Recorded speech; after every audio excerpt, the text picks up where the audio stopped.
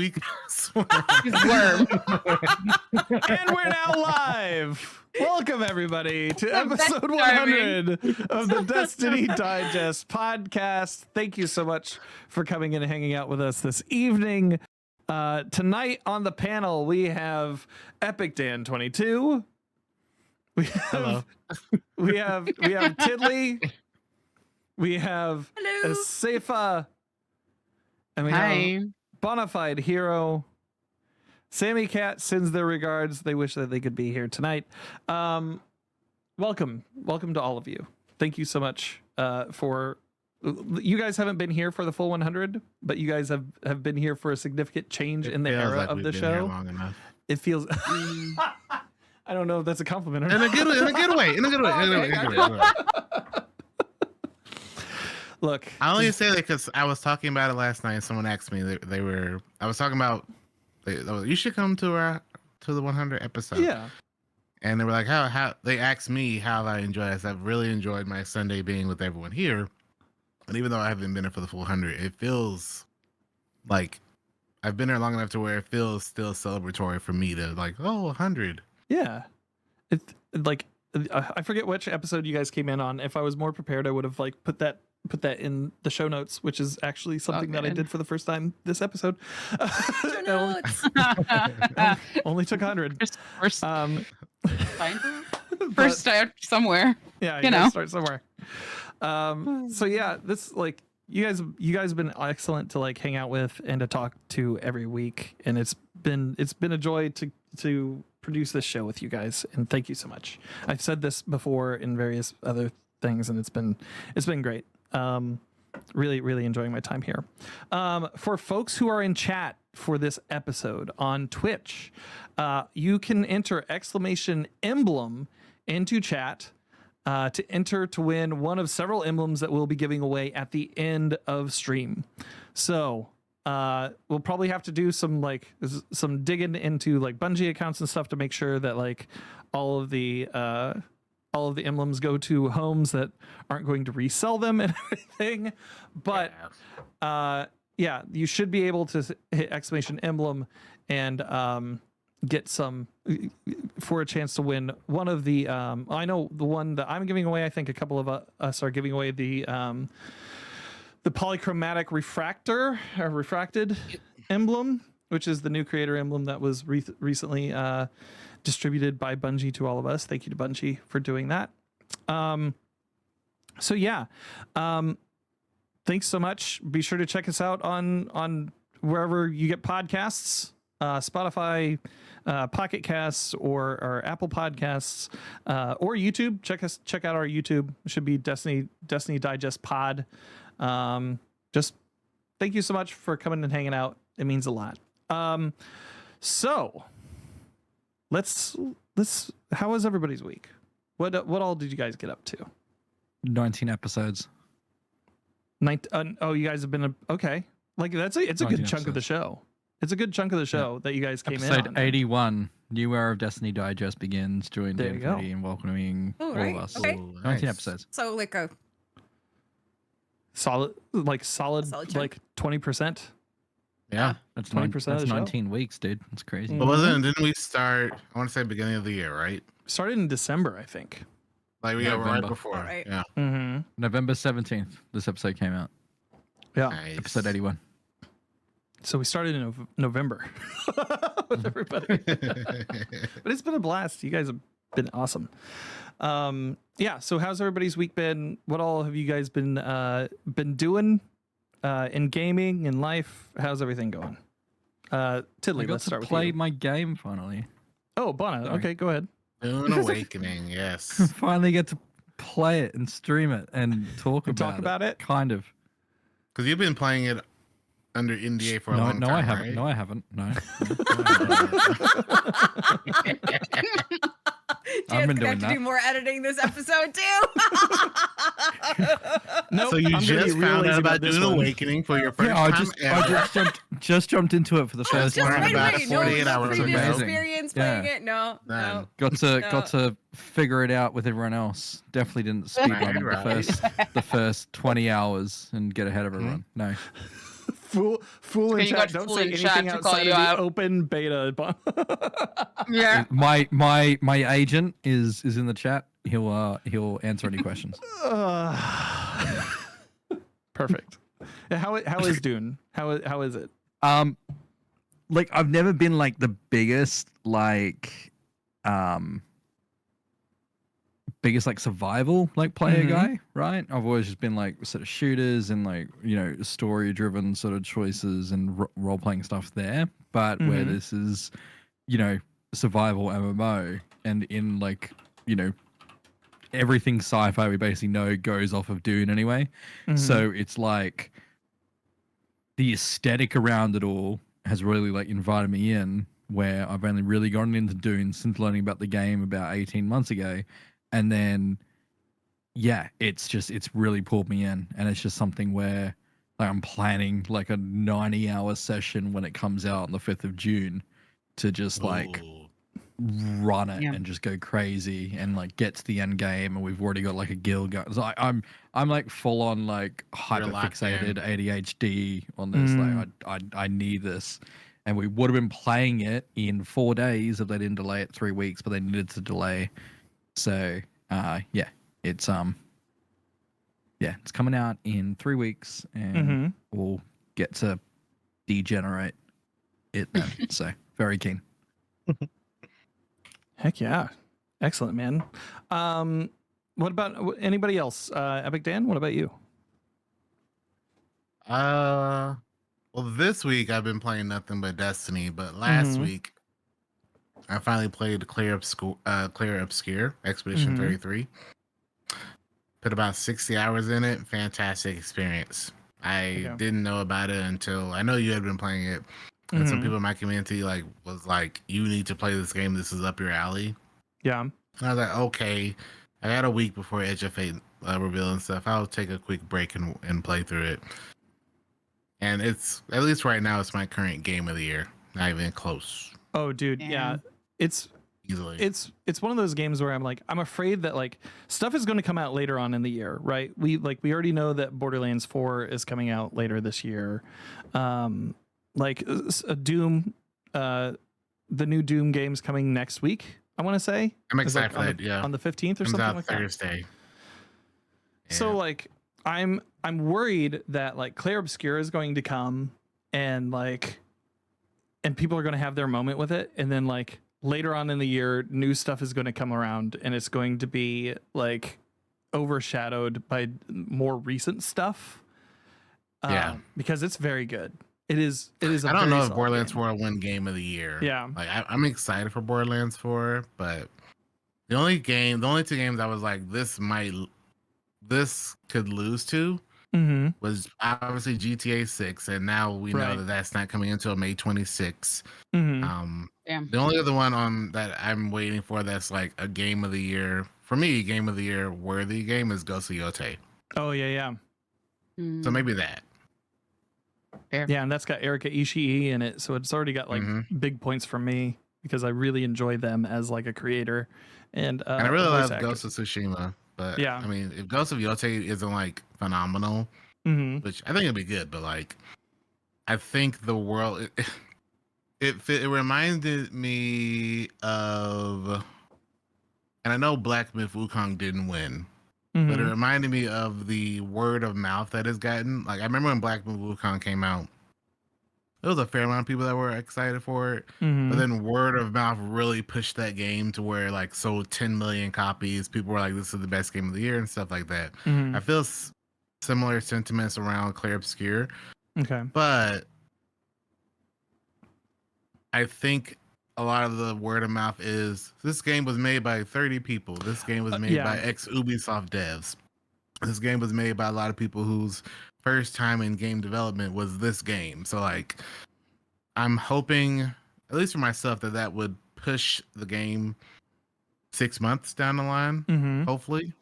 But again, you know, Astrobot came out of nowhere last year for me, so who knows? That game was so I think it'll get a nomination though, so it feels like Clair Obscura came out of fucking nowhere, right? Like I didn't know this was coming out. Right? So but like apparently there was like a few people that's been keeping up with it for a while. I have been. because like Yeah, it was like I know Dan was. it was But revealed. like, where's the on- marketing? I mean, like, so I want to is Kepler the one that like published it? Sandfall Interactive and Sandfall. Kepler and Yeah. Kepler, or Kepler like is the developers and publisher. Kepler is like quietly a publisher to watch. Yeah. I mean, they put out the game last year with the Winnebago, where you're just going around, Mhm. where you're doing those Oh, runs yeah. and like the, I forget what it's called. Oh my god! But like, it was such Something an interesting Pacific, right? game. So yeah. It was yeah, something Pacific. Something Pacific. Yeah. Anyways, Blue we're there. Pacific or I can't remember. I don't remember the name of Now it. comes the part in the podcast where I just Google Stuff as we Yeah. go. Yes. Pacific Drive. Pacific Drive is the There name. you Oh, go. okay. Yeah. But yeah, so like they put out Pacific Drive last year. Really cool game. Every game that I see Kepler Interactive like tied to is quietly a banger.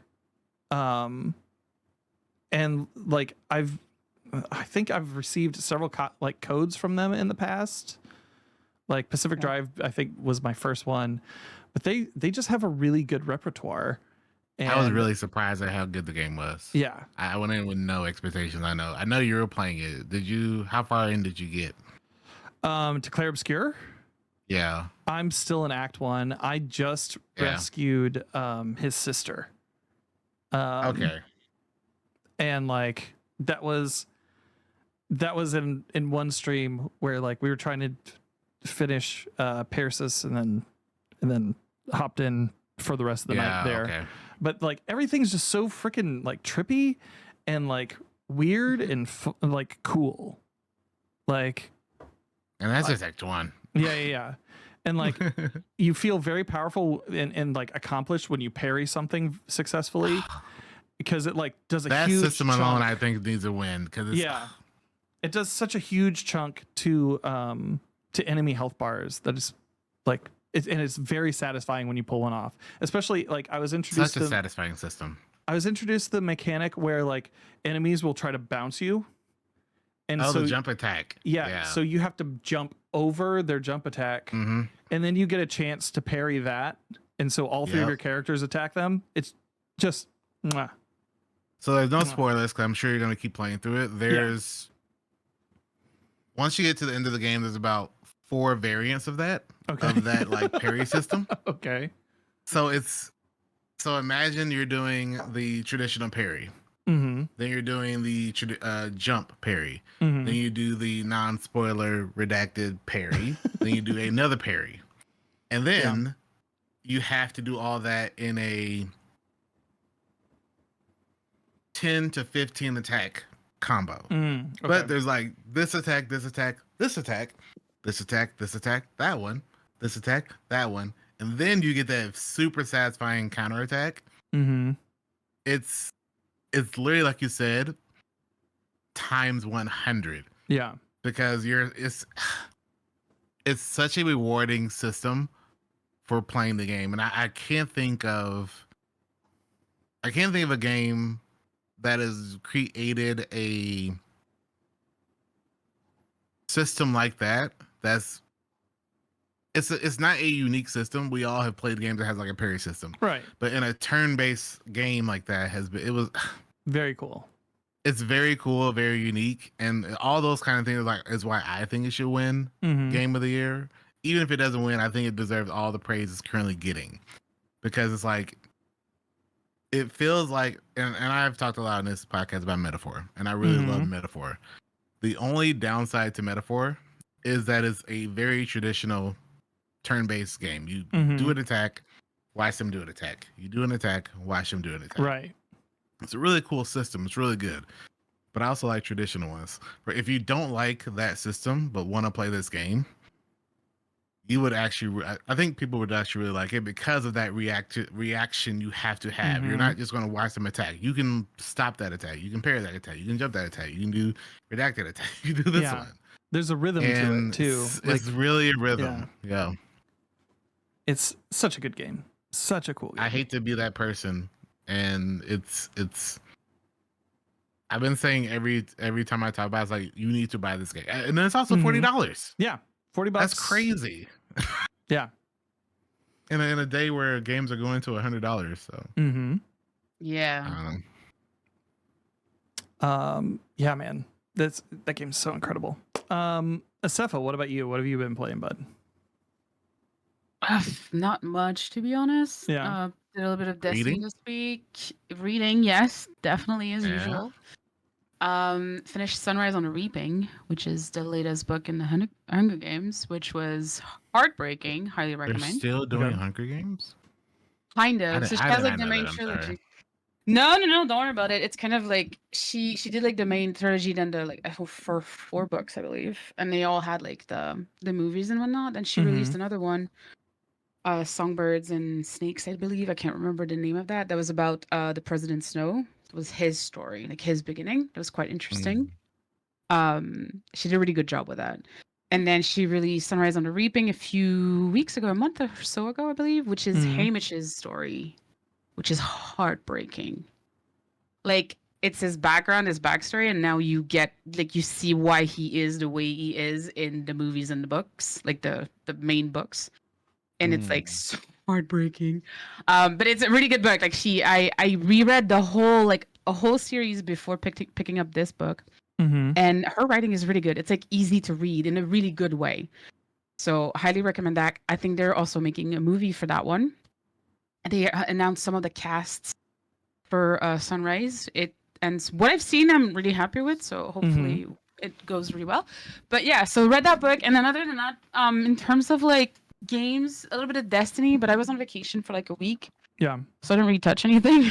Okay. But I will be playing the new season of Diablo soon. So that's in my in the cards. Hopefully, they made a ton of changes. Mm-hmm. So I'm hoping I like them. Gotcha. We'll see. We'll see what happens. Sometimes they hit it out the park, and then sometimes it's like, why would you do that? Yeah. So give it a shot and see how it is. But other than that, not much. Just chilling. Heard. Chilling. Gotcha. Tiddly, what about you, friend? I'm seeing a lot of things here. Yeah, no, I'm writing. on the You told us to put notes in the shared Thank you. document, so I put notes. Thank you. So I I had need to do kind this of more. a busy, diverse gaming week last week. We basically finished out the marathon alpha Right. on Monday, and I miss it. It was a lot of fun. I submitted my feedback. Hopefully, I'll get into the beta and play it again. Mm-hmm. And then of course we all hung out on Tuesday for the Rite of the Nine. Right. Yes. And the big reveal that was really great. And then I did the Rite of the Nine ultimatum with a couple friends. Wednesday was my birthday, actually. Hey! So- Oh. yeah. So Happy we played. belated. Oh, thank you. Appreciate it. So we played Marvel Rivals, and we raised $800 for the NAACP. I which saw is pretty that. Cool. Congratulations. Yeah. That's very cool. Congrats. Thanks. Yeah. Yeah, no, I figured it'd be fun to like redirect the birthday energy Right. towards a good cause. So that's what we did. And then let's see. On Thursday I did some work like basically cleaned up like the Eternal title for Rite of the Nine that I needed to finish out because you have to get gold on all the encounters, and then you have to get gold on Ultimatum, and then also the level below that too. So Eternal. we did all that, and then Eternal, and then we did the collectibles and stuff. And then played some Overwatch. I have Claire Obscure downloaded, have not played it yet. We're like we actually were going to play it yesterday, but we ended up watching Wick is Pain instead, which was if you like the John Wick movies, which I love the John Wick movies. It was phenomenal. It's basically a documentary about how they made the John Wick movies. Oh, sick. And I didn't realize that the first movie was kind of like this indie independent type movie that they really had a hard time getting. It was like Legendary, right? Was the right. So actually, like that whole story is so interesting, especially since it had like huge stars attached to it. Like Keanu Reeves, obviously enormous star, but he was kind of like in a lull in his career at that time, and like but that the whole thing is just phenomenal. And I personally love I love martial arts. I've studied martial arts. Like they talk about their influences, and like one of my favorites is of course Jackie Chan, and like he influences the two directors, because the two directors are actually they're like fight choreographers, which is really interesting. So this is the first, John Wick was the first movie that they actually directed, but mostly they did like they worked on so many crazy famous movies like before they did John Wick. So I don't think it's free streaming yet. We paid like $10, but honestly, like that was completely $10 worth bad. that time. It was that's worth the not bad at all. $10. It was so good. Oh my god, I really recommend it. I really love it. Does anybody here watch like Corridor Digital, like on YouTube at all? Okay, I feel like I might have heard the they name before. they do a weekly series called VFX Artists React, talking about like different CGI. I've seen that. Yes. I've seen that VFX. before. Yeah. Yeah. So they do that, but they also have a side like a spin-off of that were Stuntman React. And so they've had like people who've worked on John Wick come and talk about that movie. They've had I think they had the director for the Ryan Gosling movie last year where he was like a stuntman. Fall Guy. Oh yeah, that Fall was Guy. a crazy movie. Yeah, they had him. They had the director of that in there. Like, if you like action stuff and you like learning more about that, definitely check out the Stuntman React series. Like, that is such a cool thing on YouTube, and it's free and worth it. Thanks, Stan. Yeah, you're welcome, buddy. Yeah, I like giving recommendations. But yeah, that's definitely something that you should check out. Let's see. Awesome. Yeah, so this past week for me, I played a lot of Destiny. We did the reveal on Tuesday, by the way, which thanks everybody for coming through and hanging out with that. And that was big for me.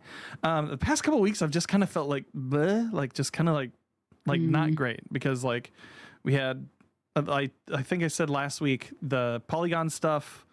And the stuff with Giant Bomb was kind of bringing some like old memories back of Planet Destiny days, which was a little fraught. Had another show that I've listened to for 11 years, calling it quits. So like I had a lot of things that were just kind of like closing within the last couple of weeks, and so kind of dealing with some of the energy and the feelings around that.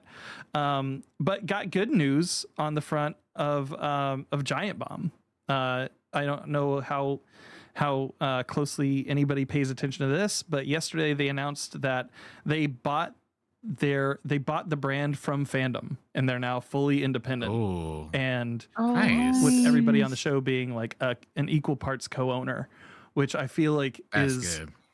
Yeah, it's a crazy win in a time where like the industry has just seen losses and losses and losses, and so that was super cool, and so really happy for those guys. I love that show, and so that was something that was kind of like bearing down on me this past week, was like the uncertainty of what was going on with this piece of media that I like.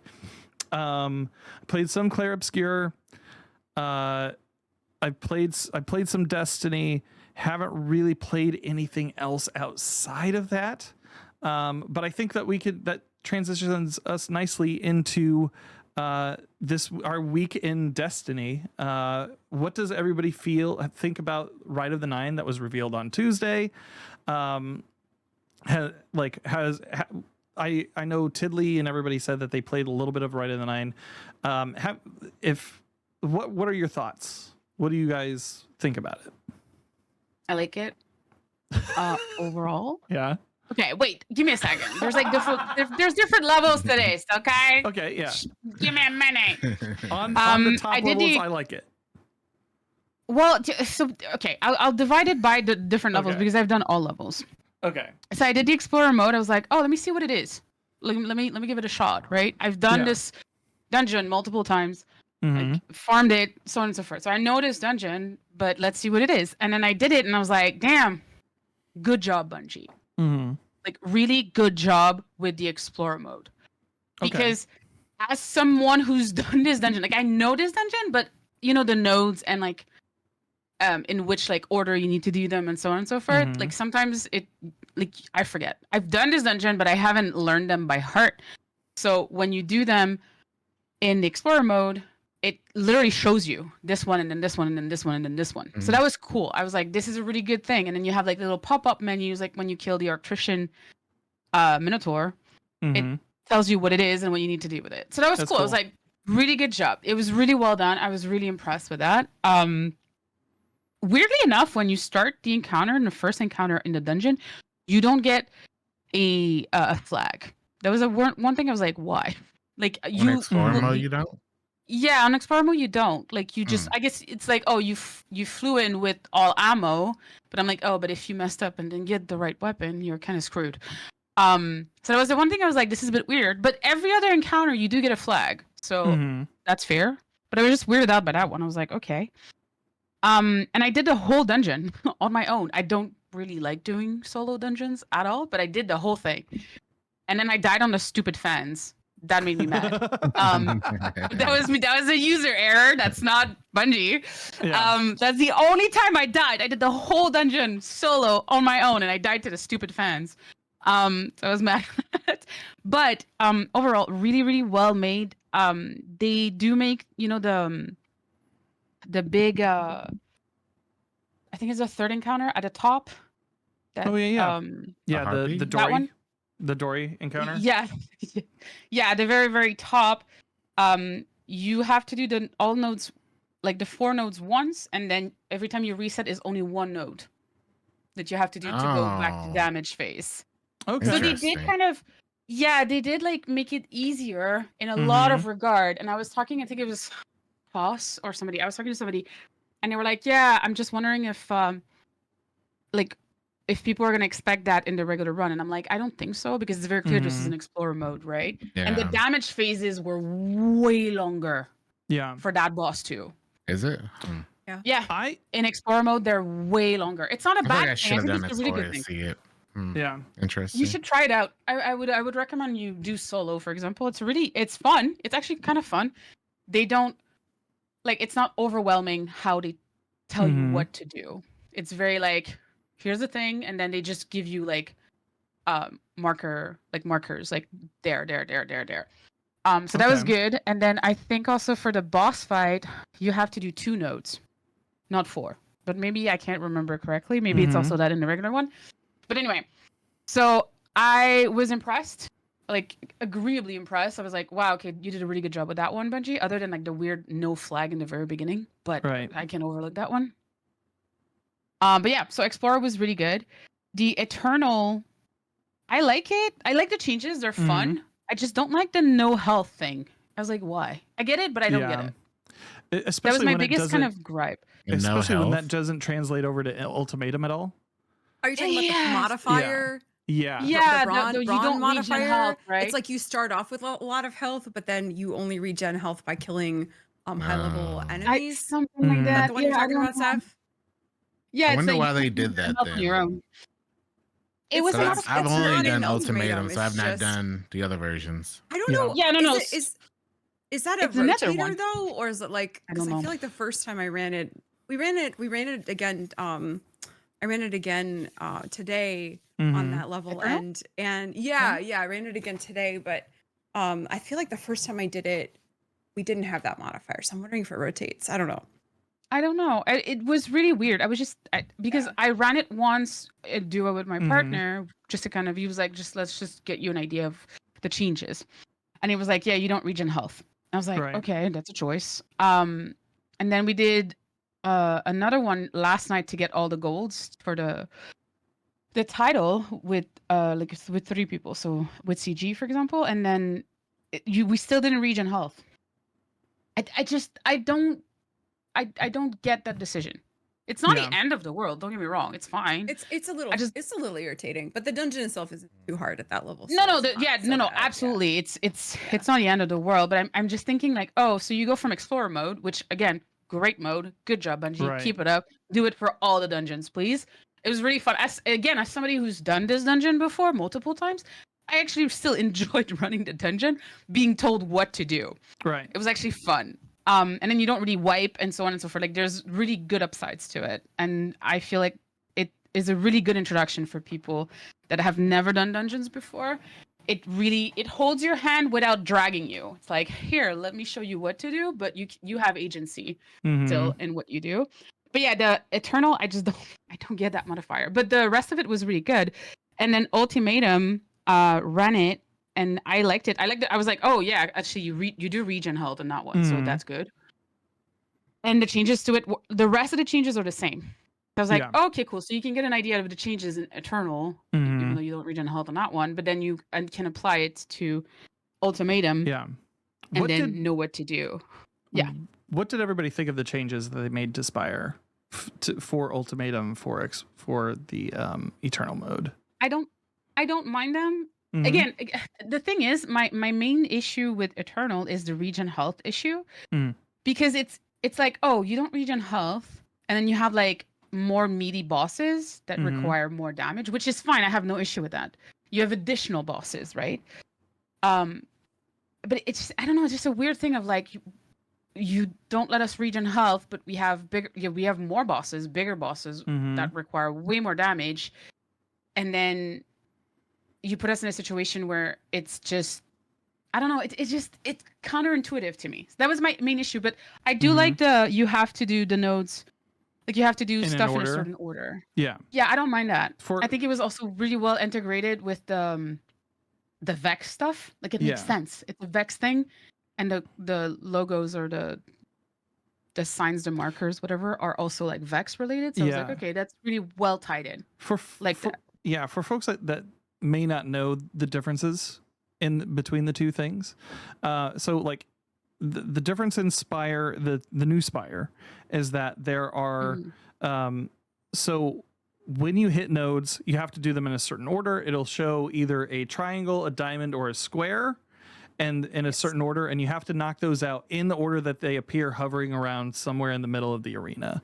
And that happens in the boss fight with Dory, and that happens with the boss fight with Persis at the end. Yes. You also have the slow seeker harpies that are scattered throughout. Yeah, the detainment bubbles. Yeah. And then in the ascent portion of it, when you're climbing the tower around the middle, you do have those slow harpies as well, and then you have I think it's like a 5-minute timer in order to get up the entire Spire. And then you have more bosses too at that. You have bosses you have to kill before you can go to the next bosses at the form. end. Which, exactly. What did you guys think of that? Like just throwing more. I like that. More encounters at you. I don't like the detainment thing. Those suck. They're not the end of the world. You can definitely take care of them fairly easily. Like the people I ran with, you would just go ahead and go kill them, and that'd be the end of it. But it's slightly annoying, especially like in the boss fight, the Persis fight. I don't like those. I don't hate those. I just don't like them. I do like the additional bosses, but in the Eternal, it's just weird to have more bosses that require a lot of again damage, but not like the regen health thing. But they are cool. It's kind of nice to have that. It makes it a little bit more interesting. Gotcha. So I did enjoy it. Tidley, Bana, Epic Dan, what are your thoughts? Unfortunately, I only had a. Okay. Sorry, you go. No, go ahead. I was just gonna say, well, I'll be quick. I only had the chance really to sort of play it on Tuesday night when it came out, and then got busy with other stuff. So, the changes to Spire definitely, shake it up, and you go into it and you're like, what the fuck am I doing? Like there was constantly like bits where I was like, like try and remember what it was, because it's been probably a year or over a year since I last played it, and then I'm like, oh wait, that wasn't the way that was. So I guess that's all I've got to say on the matter. But enjoyed it. And then Explorer mode, I didn't even get to touch that, so I'm hearing about that for the first time. Heard. I highly recommend everybody do Explorer mode, by the way, just to try it out. And I would recommend it solo if you feel. I mean, if I could do it solo, like anybody can do it solo. Let's be quite real, right there. Mind defense. No, but it was actually enjoyable. Like I said, I don't enjoy doing solo dungeons, but the Explorer was enjoyable. So I highly recommend everyone give it a shot as a solo run to kind of see how it is. I don't think I'll enjoy Ghosts as much next week, but we'll see. Yeah. But Spire was fun.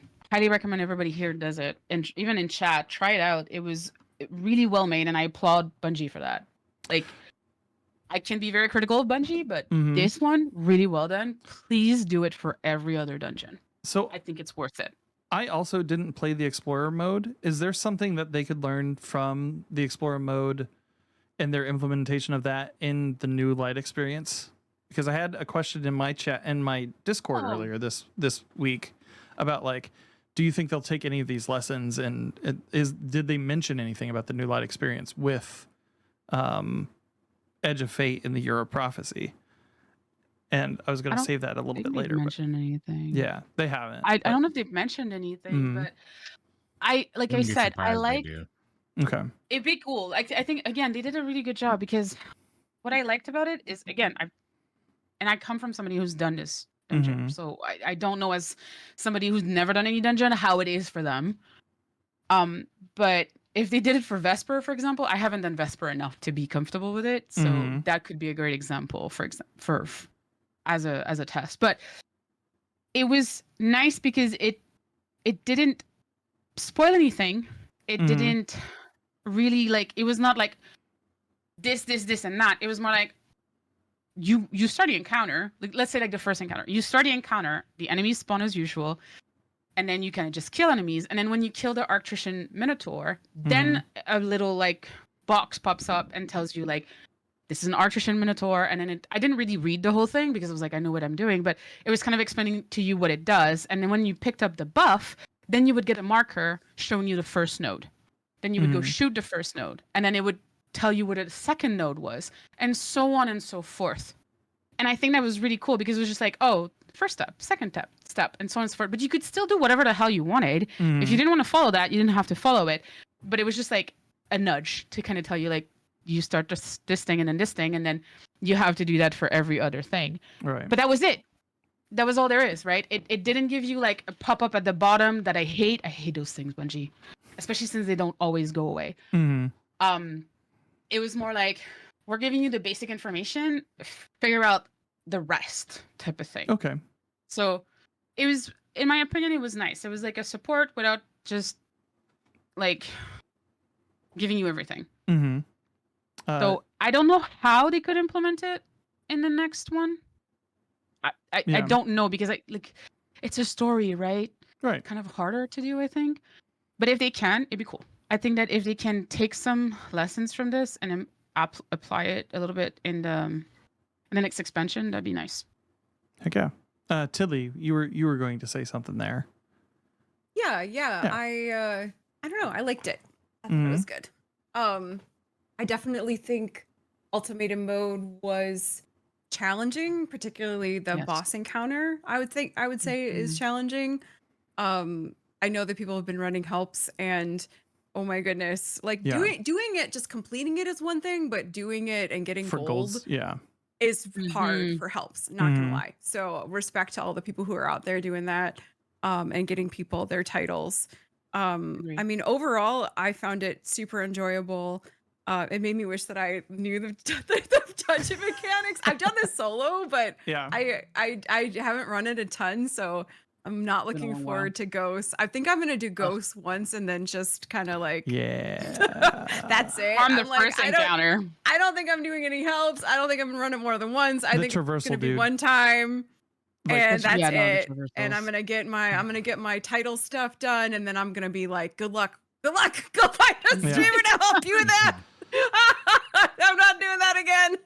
But I think Ghost is interesting because they have an opportunity to do something really cool with the things that people complain about in Ghost, because they are able to change, as evidenced by this first dungeon. They're able to change some pretty significant things in the encounters, so they have a chance to make the entrance less onerous. They have a chance to make the boss's shields and health less onerous. Like they have a chance to make the transitions different or easier or more fun or whatever. So like I hope they take that opportunity and I enjoy it more, but not holding my breath. I hope so too, but I'm not gonna hold my breath on that one, unfortunately. Yep. But I hope they do. I hope you're right, Tidley. Please. Yeah. Please be right. Absolutely. Any other thoughts before we move on to heavy metal? I thought it was really good. Yeah. I've done so many Spire ultimatums this week. Cool. Yeah, Dan was just Yeah. crushing it. If you need your ghosts Yeah. gold ultimatum clear, Yep. twitch.tv/EpicDan22 Dan. is the place you want to go, folks. You heard So it right here on excited for Destiny Ghosts of the Deep Digest. next week. He's going to be running them Man. all next week. It's going to be great. Yeah. He's going to be grinding. Head on over. He's super nice. He'll get you an easy clear. You heard it here. There you I go. will say though that like I hope that they add more content that's the ultimatum difficulty. Yeah. I should go back and play the Explorer and go play the Do it. Yes. internal one, but ultimatum,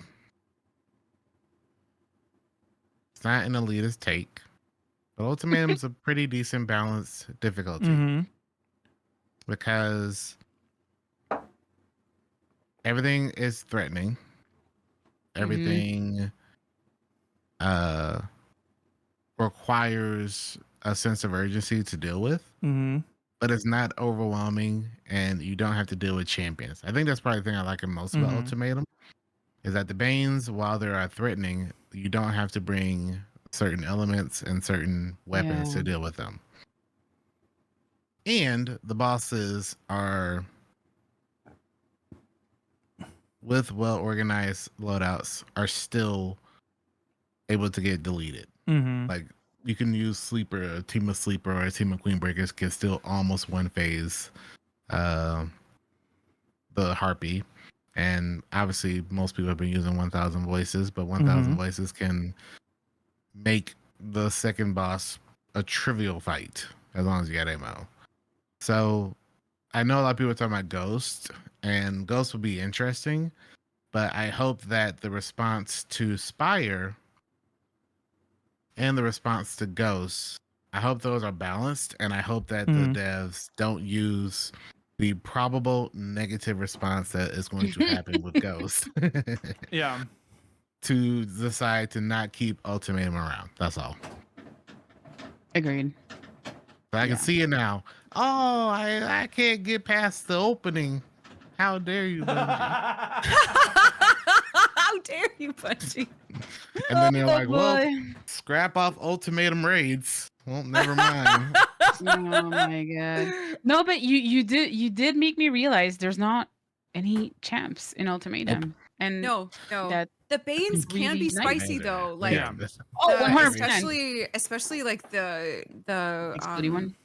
The explodey one, the Nova one. hypernova, and then the one that does the void sucker? explosion. The zealous. The suckers? The blue zealots, one. because especially the zealot, is it zealous? The zealous ones, like on the final boss, like with the additional exploding guys that are just. Yep. I'm hearing that in my The nightmares. supplicants. I hear them in my sleep too. Supplicants, yeah. Yeah. Like right behind me, hearing in my nightmares. But like I feel like when you have zealots combined with the zealots combined with that, Right. I feel like they make it interesting. But I agree, Dan. I think it's nice that you don't have to bring in a Yeah. specific loadout. You just have to kind of like adjust on the fly Mhm. for Yeah. whatever's happening. And as long as you see them, as long as you don't get caught off guard with them, Mm-hmm. Yeah. they're fine. Yeah, it's true. I've done a 100%. lot this week to that though. Like I went into the final boss and I didn't see the hypernova, the one that blows the nuke is Oh. what I call it. Mm-hmm. I Yeah. killed a wave of enemies and then I didn't know the nuke was in that wave and wiped us. Yeah. But Because he was hiding behind Persis It makes or for like whatever. funny like moments though, you know? Yeah. You know, like I think if I'd you rather if it deal were with like, that than champs though. 100%. Like, I Agreed. feel like if they made it like if it was a solo flawless run, maybe that would be a little frustrating. But if it's like, Oh, oh, yeah. that's okay. Like we can just Mhm. start again at the checkpoint, no big deal. And did also like we the don't fact that- have all the Banes. If you notice, we only have Yes. the 2 Banes in this one, which means Mm-hmm. Ghost will have probably 2 other Banes, and Prophecy Yeah. will have Oh, 2 other God. Banes, or a mixture, obviously. Because we don't Yeah. have the Meteor one. We don't have that one. We don't Right. have the Drain. We don't have, I think there's like 2 other ones. So we don't have all the Banes. So I'm glad that the Banes seem static, kind of static per dungeon.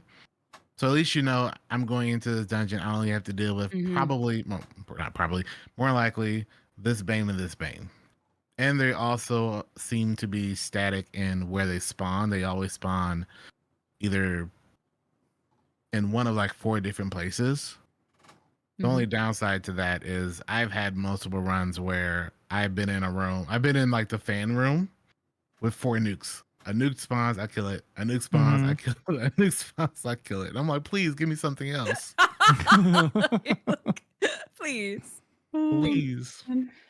Yeah, but I think it's good. It's good that they've included different levels for people because they're. I think and also during the reveal, it seems like the content creators and community feedback has kind of gotten through to Bungie because I think they're listening. Like they're hearing that people who have day jobs and can't devote a lot of time want to experience the content, but then also people who are really dedicated fans who play the game all the time want some kind of extra challenge. And I think they're trying to kind of give us different levels where different play types can be accommodated. Right. Yep. So I think this is a great example of how they're doing that. And I say, give us more. Like, I want to be challenged. Like, I want to complain about an activity that took me a long time, you know, like think about Spire is actually balanced if you think about it. Yeah. One of the few activities that's balanced for day job Jimmy, and then, you know, somewhat the casual player. And then the one person wants to try go hard. crazy. Yeah, we have people in there trying to solo it, and I've been like watching on Twitch. I'm like, oh boy, this is so cool. Like, I hope they can do it. You know, I think they've done the testing. They're like, oh yeah, we can. You can definitely solo the boss. I'm like, on ultimatum. I'm like, that's. I think that the other nice part was that to reach gold, you can just reset your encounter. You don't have to reset and rerun the whole dungeon. Right. I think that was a great choice because they could have done it where it's like, oh, it would have been you interesting if it was, because I think people would have not been happy with that. Whereas like in like what they did now, which is like you can re-instance every encounter. That's great. Keep it up, Bungie. Please do that. Like they probably did it for Ghosts. So let's be honest. I'm curious about Ghosts. I know. Oh, it's gonna be interesting. It's gonna be. Are you guys running it at reset? Everyone running at reset? No, not me. Probably like a little bit after. No. Yeah, probably a little bit afterward. A little bit after. We just got a new car, so it's a hybrid. So we're having an EV charger installed on Tuesday. Oh, I so knew this. I'm not gonna have any power. I didn't even think about that. I'm like, I'm so hacking bad timing, man. Oh darn! But you can't do Ghost at reset. I know. Oh darn! No. Get it done. Something that I want to ask, because they made kind of a big deal about it when Ultimatum, when the contest version of these dungeons were brought about, was the not swap modifier. Oh yeah.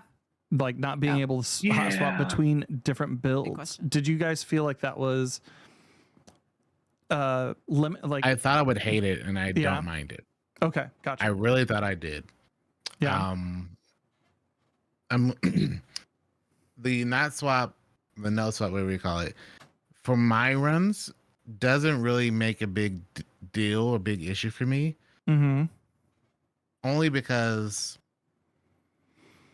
after I kill a boss, I just swap my stuff anyway. Sure, I lose my abilities, but since I'm just going to a transitional area, it doesn't bother me. That makes sense.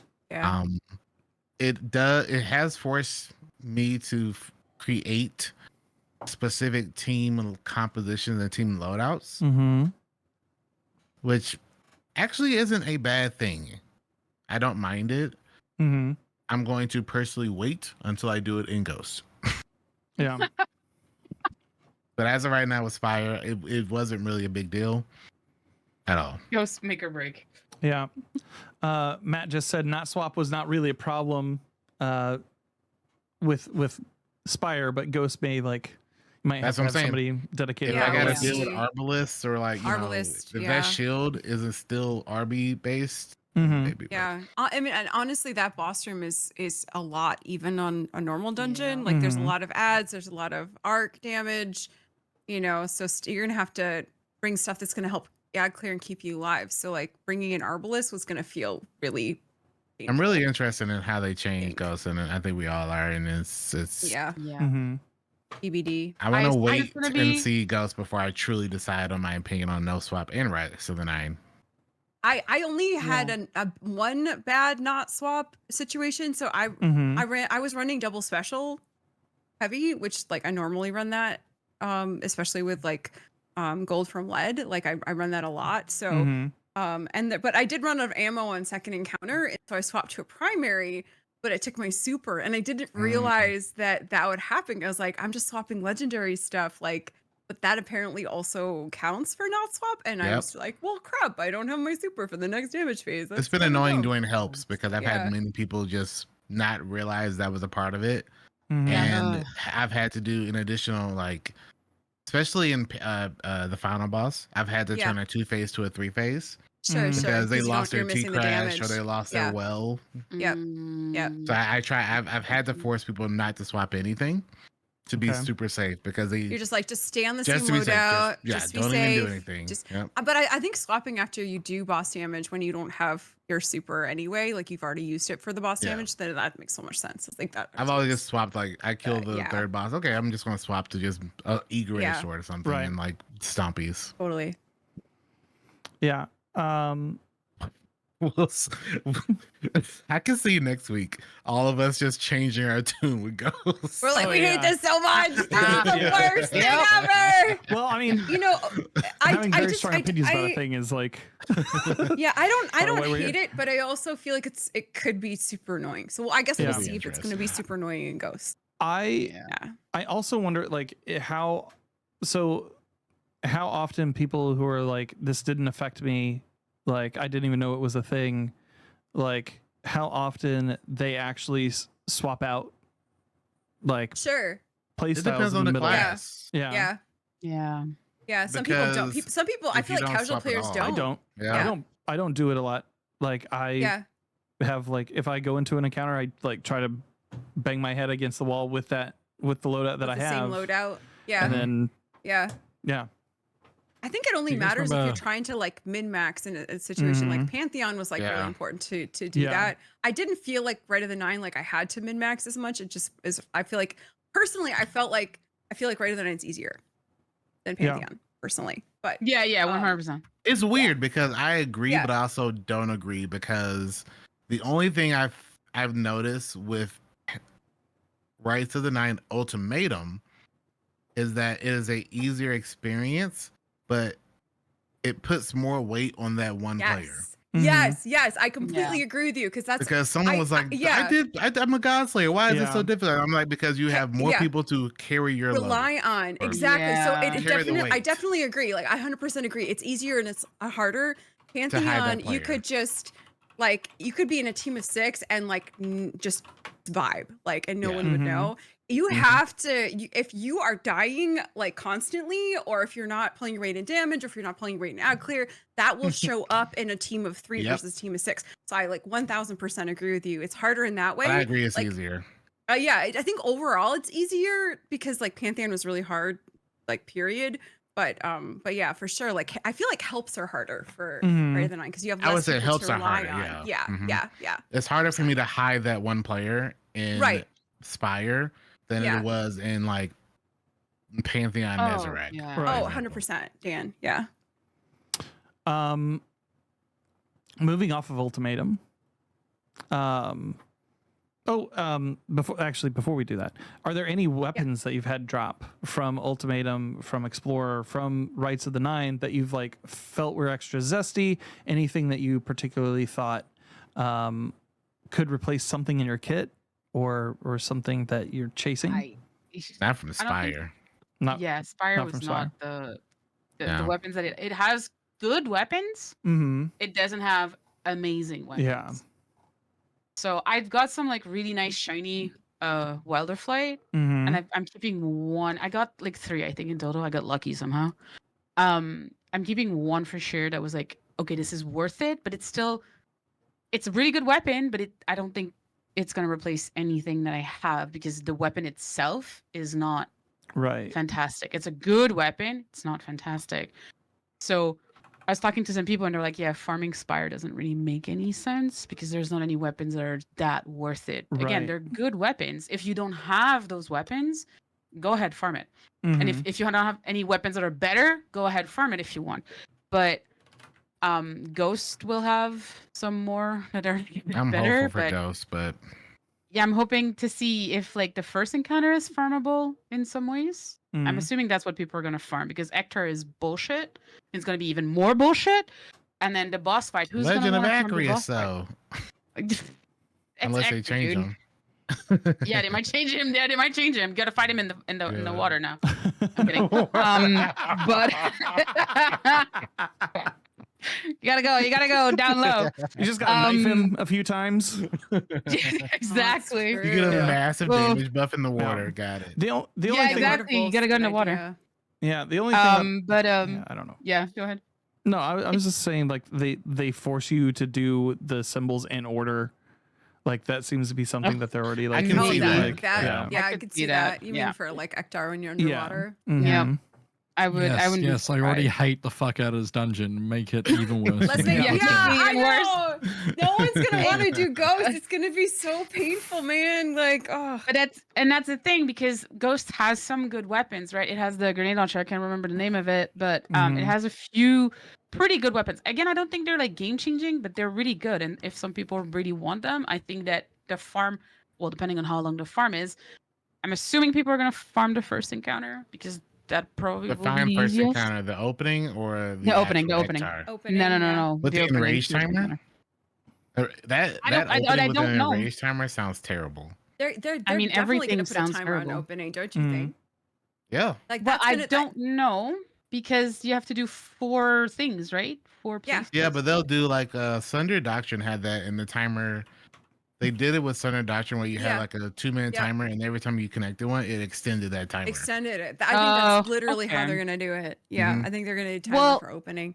if it's not that encounter, if it's not opening, which one is going to be farmable, right? Probably not Ector, and probably I not could boss. if you I'd can do say Ector. Acris or Lord of Wolves, people will try Yeah, to farm if you Ector. can one Okay. phase that, then I think that's the one people are gonna farm. Yeah, because you I don't know can if you can safely one get phase back to Yeah. well, as If you have right now, somebody you who can can safely do the get back to mechanics damage. really Yeah. well, yeah. I mean, we'll see. I guess we'll have to see because there's some weapons that are interesting. So I'm thinking people might farm that one more Mhm. compared to Spire because Spire again, the weapons are not really worth it, unfortunately, which sucks because it could be fun to farm, but there's just nothing that worth it. Prophecy though, looking forward to that one, and that one has They're a probably bunch. saving Prophecy for last because Mhm. people will probably see Exactly. the most. And I think that the opening encounter for that is probably going to be the farm for it, but Ghost, yeah, the I'll shield see. guy, We'll right? see. The phalanx.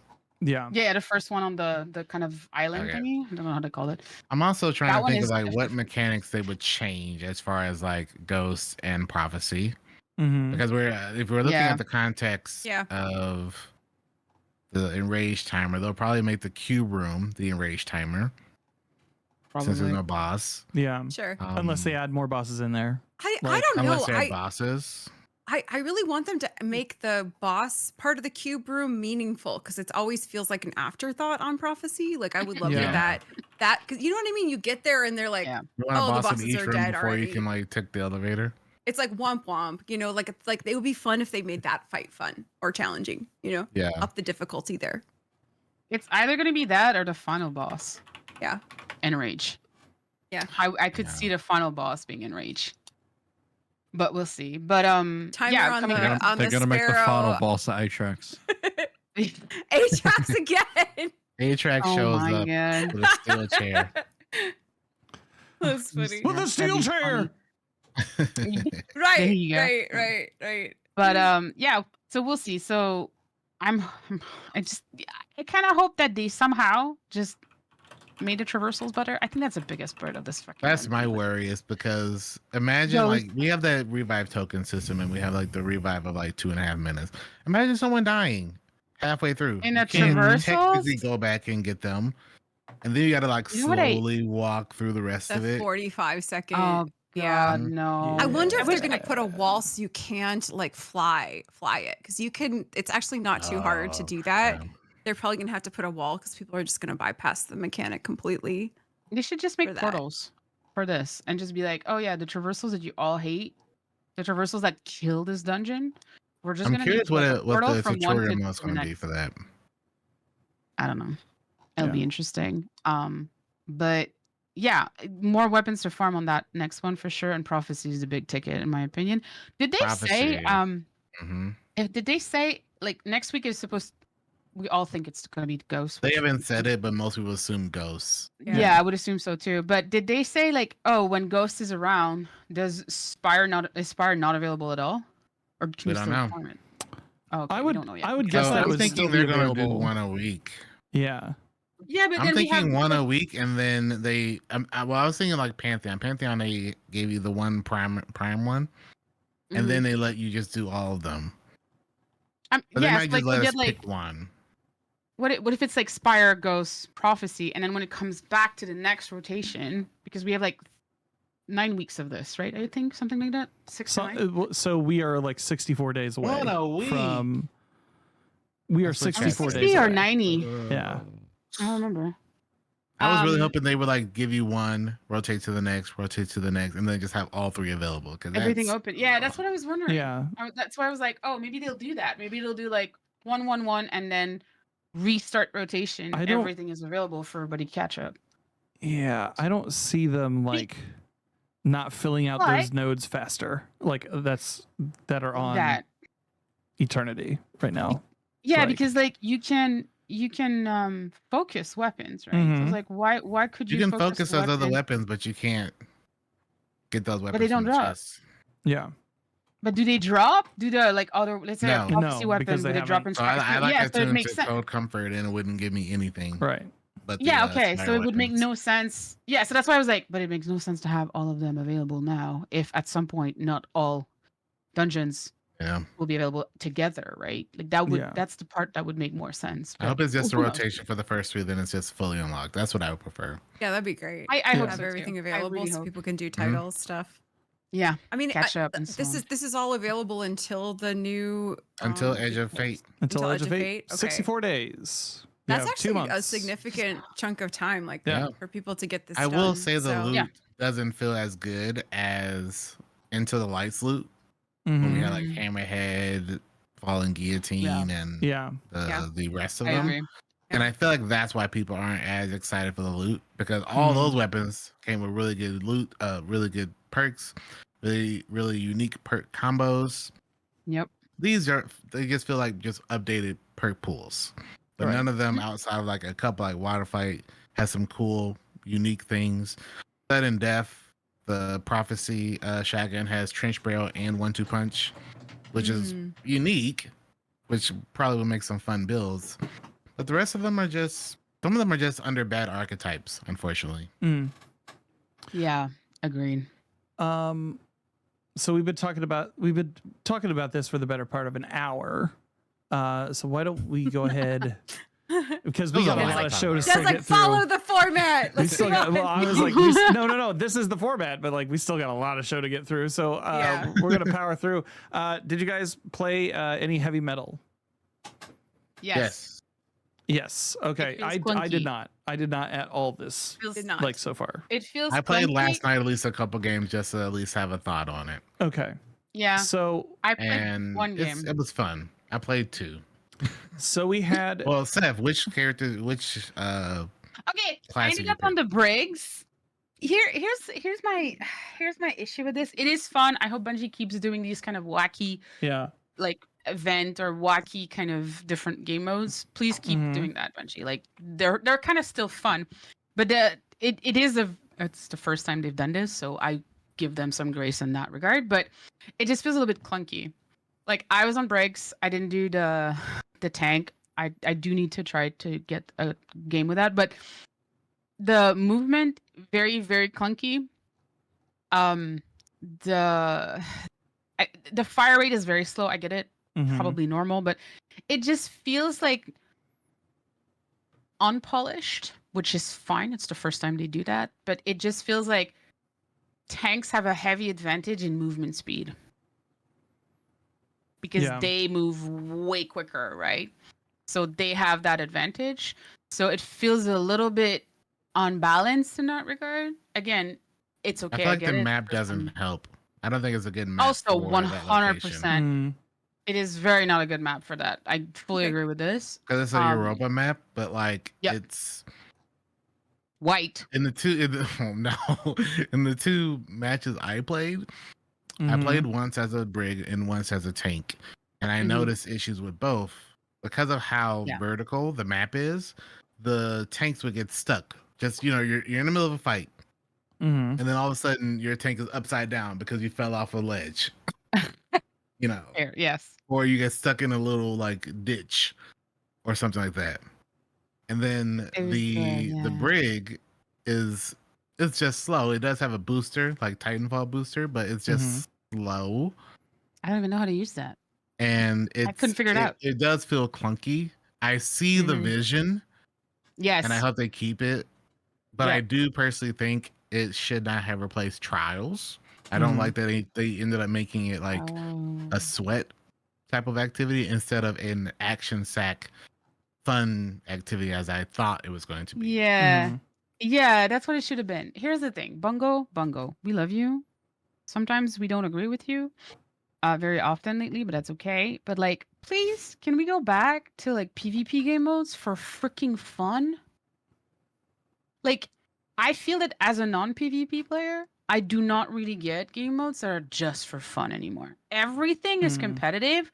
I do not want to play competitive. If I wanted to play competitive, I would play trials or I would play comp, the Yeah. actual game mode in PvP. Everything else that is not trials or competitive, please, for the love of all that is unholy, just make it fun again. I just want to go whack people. I just want to laugh. I just want to go with friends. I want a 6-stack sometimes and just lose or win. I don't want to have 10-minute games where I'm sweating my ass because like I'm facing a freaking like god on the other team or like a 6-stack of god tier players. I just want to have fun in PvP again. This is something we used to have in Destiny back in the good old days, quote unquote. And then it just got removed because everything is matchmaking. Everything is like skill based. Please stop. I don't want skill based in the regular playlist. I want connection. I want to be able to kill people and not lag around. I don't want them to lag around. I just want connection based. I want to go shoot the shit, have fun, and then if I want to sweat, I'm gonna go in comp and I'm gonna go in trials because those modes are made for that. Heavy metal should have been that. It should have been connection. It should have been fun. Bevy, That's it. We hear you 100%. Oh, my God. All Glaives PvP. Let's go. let's go.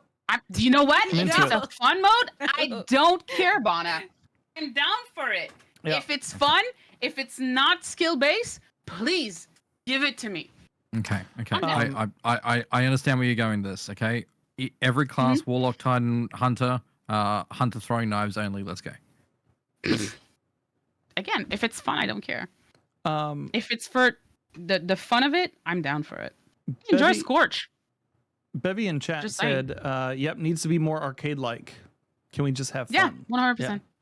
Yeah, which that's what they mean. Bungie was like basically the creators of with Halo, right? Halo fucking custom games and Forge and everything. Fucking Yeah. let me like drop a Destiny Forge. Let me in there. I'll get everything going. Right? Like It just it Yeah. needs that. It needs that back. It needs fun back. Like we don't need skill based on every goddamn freaking playlist. Yeah. Put that into comp style playlist, trials, competitive. Everything else, just make it fun, dude. We're just there to shoot the shit, practice with some weapons, and have fun. Make Yeah. it fun. The Swiss Sean didn't want that says, either. Indecision Sean in chat says that it is matchmaking open skill for those lobbies. I mean, no. For heavy metal, it wasn't a question of sweat or not. It's just the game is a bit clunky. Like it's not, Yeah. and it's okay. Like I said, it's a first time they've tried this, so I'm not expecting fully polished, like years of making. I thought it of was Destiny stuff. 6v6 as well. I was hoping it'd be at least That that. yeah, it's very true. Bigger map than but 6v6. the map is a bit bad for that. I agree with what Dan said. It was not really made for this. And then the breaks, at least for me, were clunky. Not really. The movement is a bit weird. So again, not the end of the world, but it still feels like they made it this whole kind of thing that was more than it should have been. It should have just been for fun, Mm-hmm. but then it They became. didn't tell us if this was replacing trials, right? They kind Oh, of just. I don't I believe they don't know. did. They just I said don't that there remember. was an I event see coming. why. Yeah, Yeah. I didn't know that there was going to be like no trials this week. Go sweat in heavy metal. Yeah. Yeah, because that's the other issue. If you remove trials from players, they're gonna go like swarm the other playlists, and for the regular good old Joe like me, Mm-hmm. it's just not as fun. Like I just want to go. Heavy metal is not like a good replacement for those players anyway. No, it is not. So it's kind of just I don't know. I feel like that was just a bit of bad decision making there, but Mhm. it's okay. Again, I wanna see that mode again, polished a little bit more Arcade. on a different map. But Yes, absolutely, is- arcadey. yeah, make it an arcade type of stuff, and then just again, it's just for the sake of like Scorch. Scorch is arcadey as hell, Mm-hmm. but it's fun. I actually do enjoy when Scorch is around, It's and I dumb will as go hell. play. Yep. It's dumb as hell, but you It's know so what? dumb. I love Yes. I love how dumb it is. But man, I love it. This is why I love it, because it's Yeah. dumb as hell, Mm-hmm. and it requires like you want to go sweat, you can technically sweat in it a little bit, but technically it's just you shoot. You Yeah. shoot and you hope. It's like shoot and pray. Okay. I hear what you're saying. That's what I want. Rift Yes. ball only, but Rift ball, but with tractor cannons only. No, because tractor cannon is rude. Okay, that weapon is rude. I'd be But it's okay with arcadey. a Tractor blitz cannon ball, only. a blitzball map, or no griff ball map with Griff tractor ball, cannons. dude, Griff ball's Yeah. my shit, dude. I'd be here for that. Griff ball's my shit. Mhm. You But, know like, what they you should have know, like, done? They should have stupid made ideas. it so that like you're on a team, but it's one brig versus one tank, right? And every Okay. person has one thing to do in it. One person's swiveling the top of the tank, one person's firing, Oh no. one person's driving. Twitch plays Oh, Pokemon? do you Do you hate want your Twitch plays team? Pokemon? That How would quickly be would you hate your cool. team? That would be cool. No.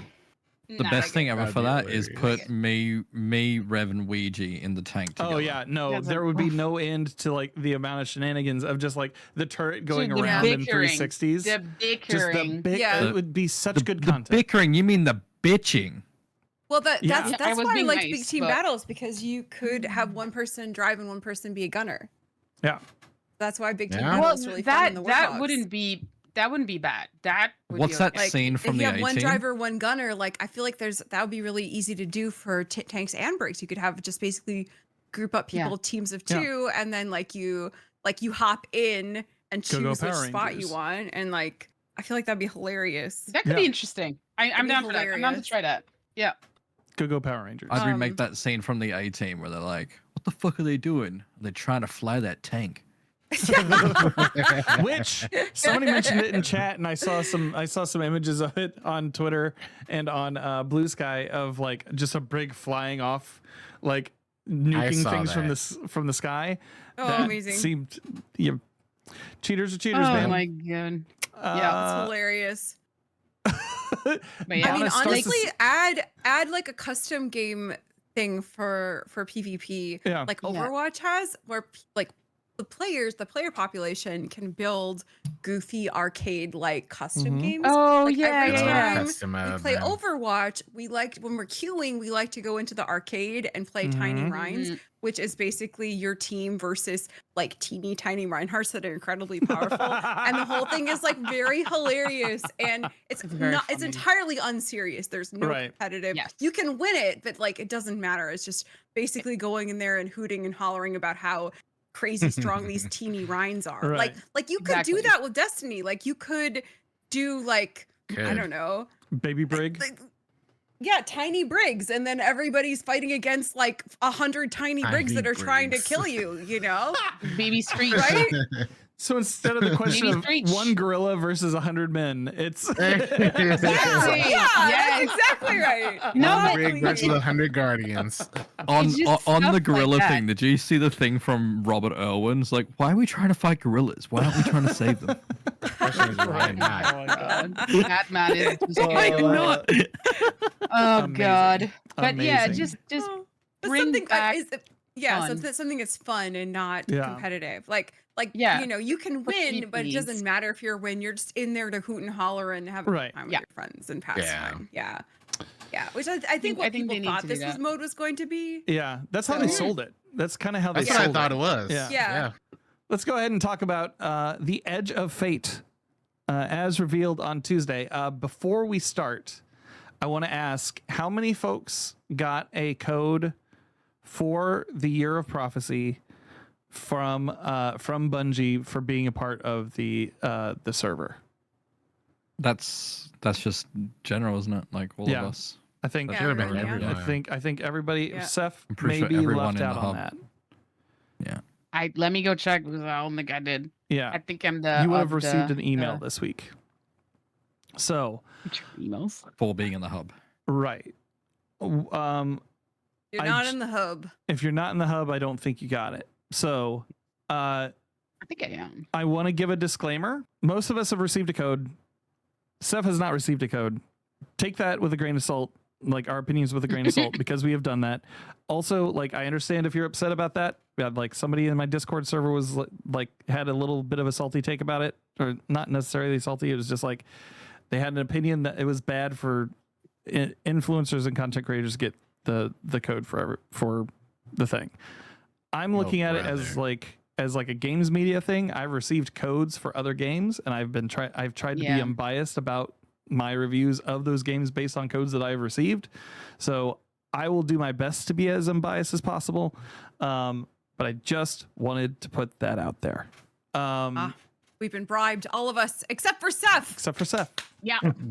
Yes. Congratulations. I'm the only one whose opinion counts. I'm kidding. Please don't say it. Like, don't think that. Fuck. Wow. Bad idea right there. Explains a lot about this weekend, Seth. All right. What are you trying to say? No, I'm kidding. Okay. So Dad's like editing that out. Edge of Fate. I'm gonna have to do so much work on this episode already, I think. I'm so sorry, Dad. No, it's not your sorry. fault. It's not your fault. Spectrum, I'm coming for you. Anyways, Great. There's one sponsor we'll never get. Thanks, Dan. so on Tuesday we did the Edge of Fate reveal. Yes. Like most of us sat down and like hung out here and talked about it and did a talk over of it. What were your guys's like main takeaways from the show? Are you like just high level? Are you like excited for it? Are you kind of trepidatious about some things? Like what are you guys thinking?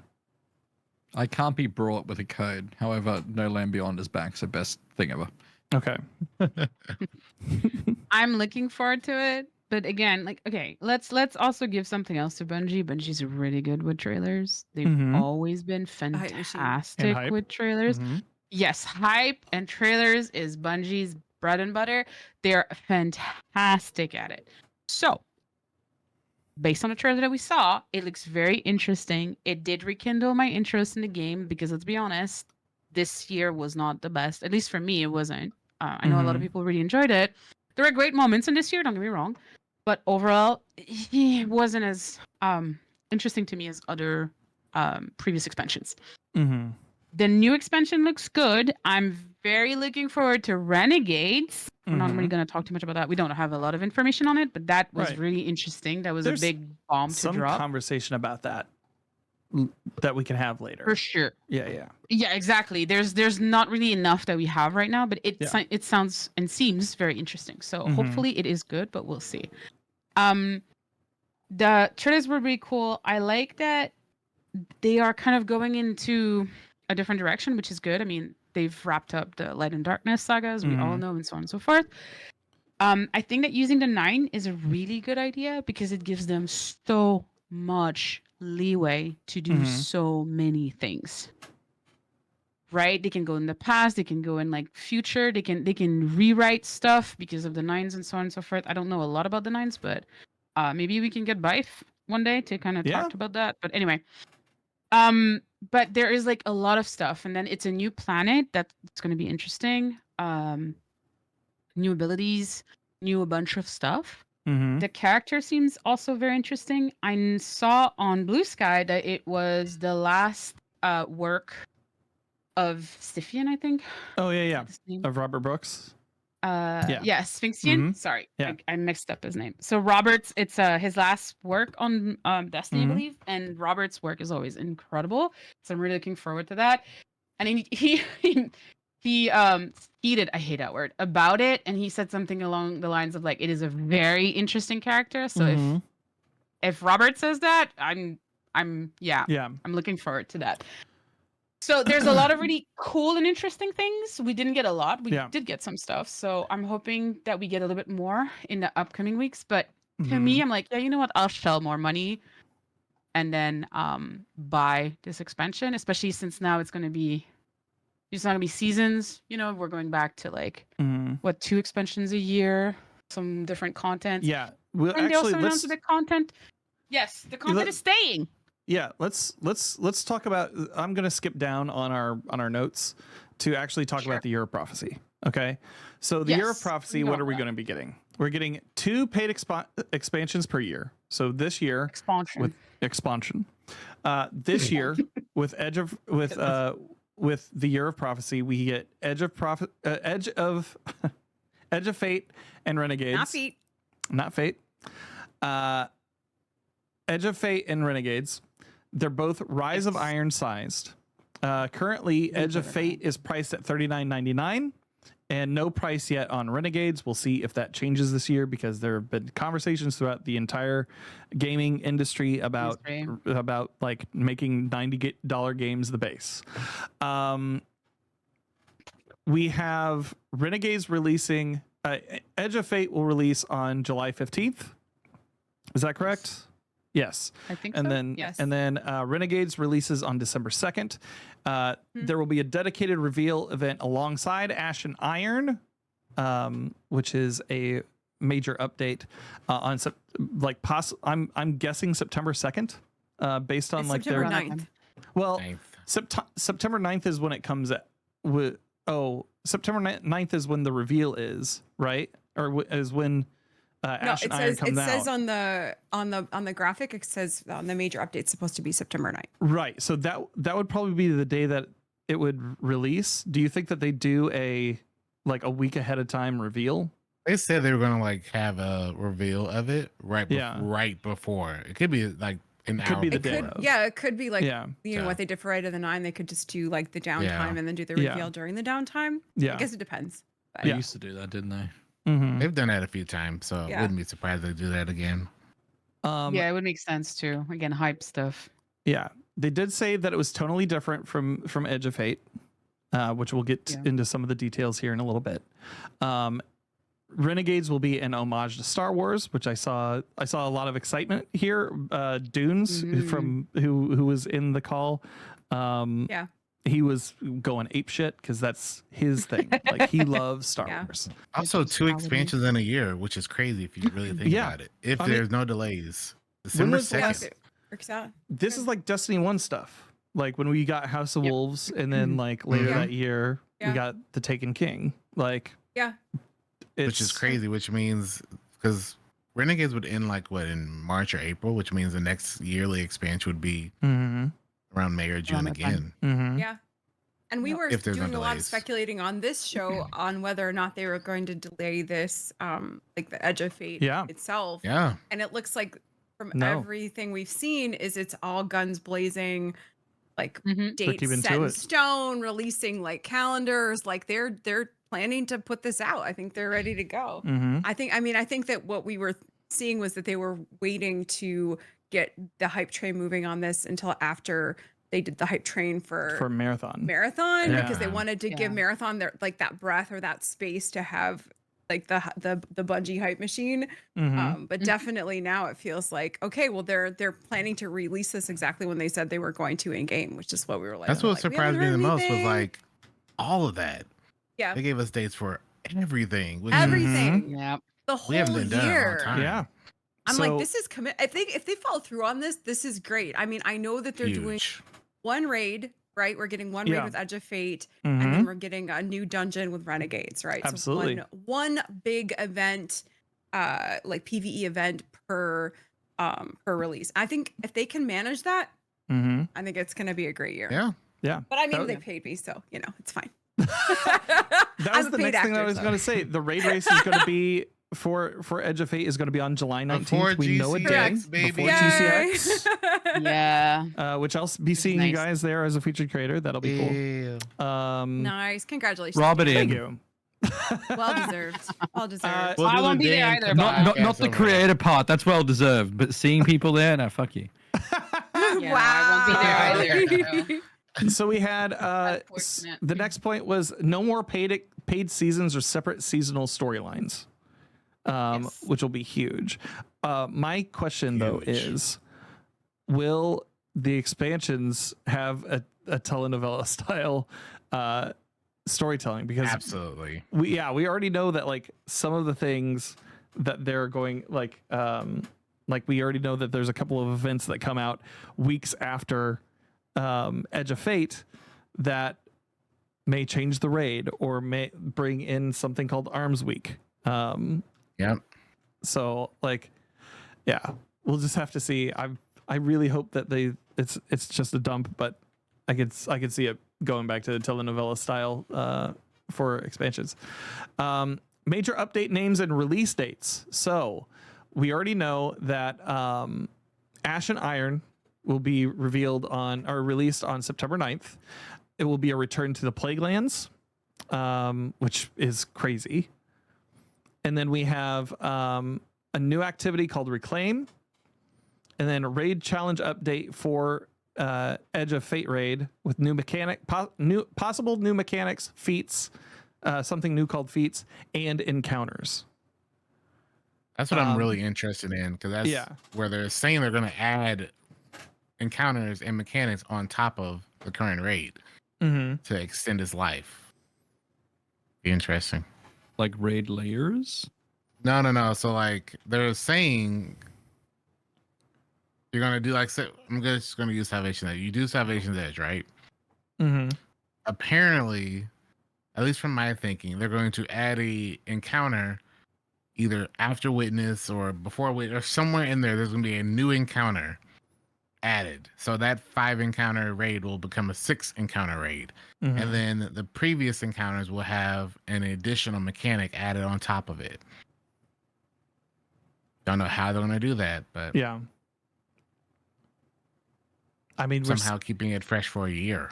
We're seeing them add new mechanics to old dungeons and stuff now. So Yeah, maybe that was like that a actually test. might be what they're doing. Is that Yeah. You're right.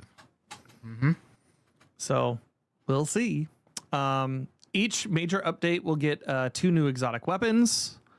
It's free for all players, which is great. And then on March 3rd, we have Shadow and Order with a rad event happening in that last quarter. Sammy, since you weren't here last night, like how are you feeling about this new model that they're going with for the Year of Prophecy? I like it. I think it's more manageable for players in general.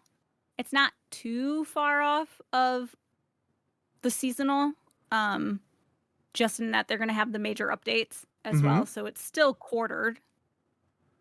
But I think it's not going to feel as cluttered, but we're still going to have enough to do, I think.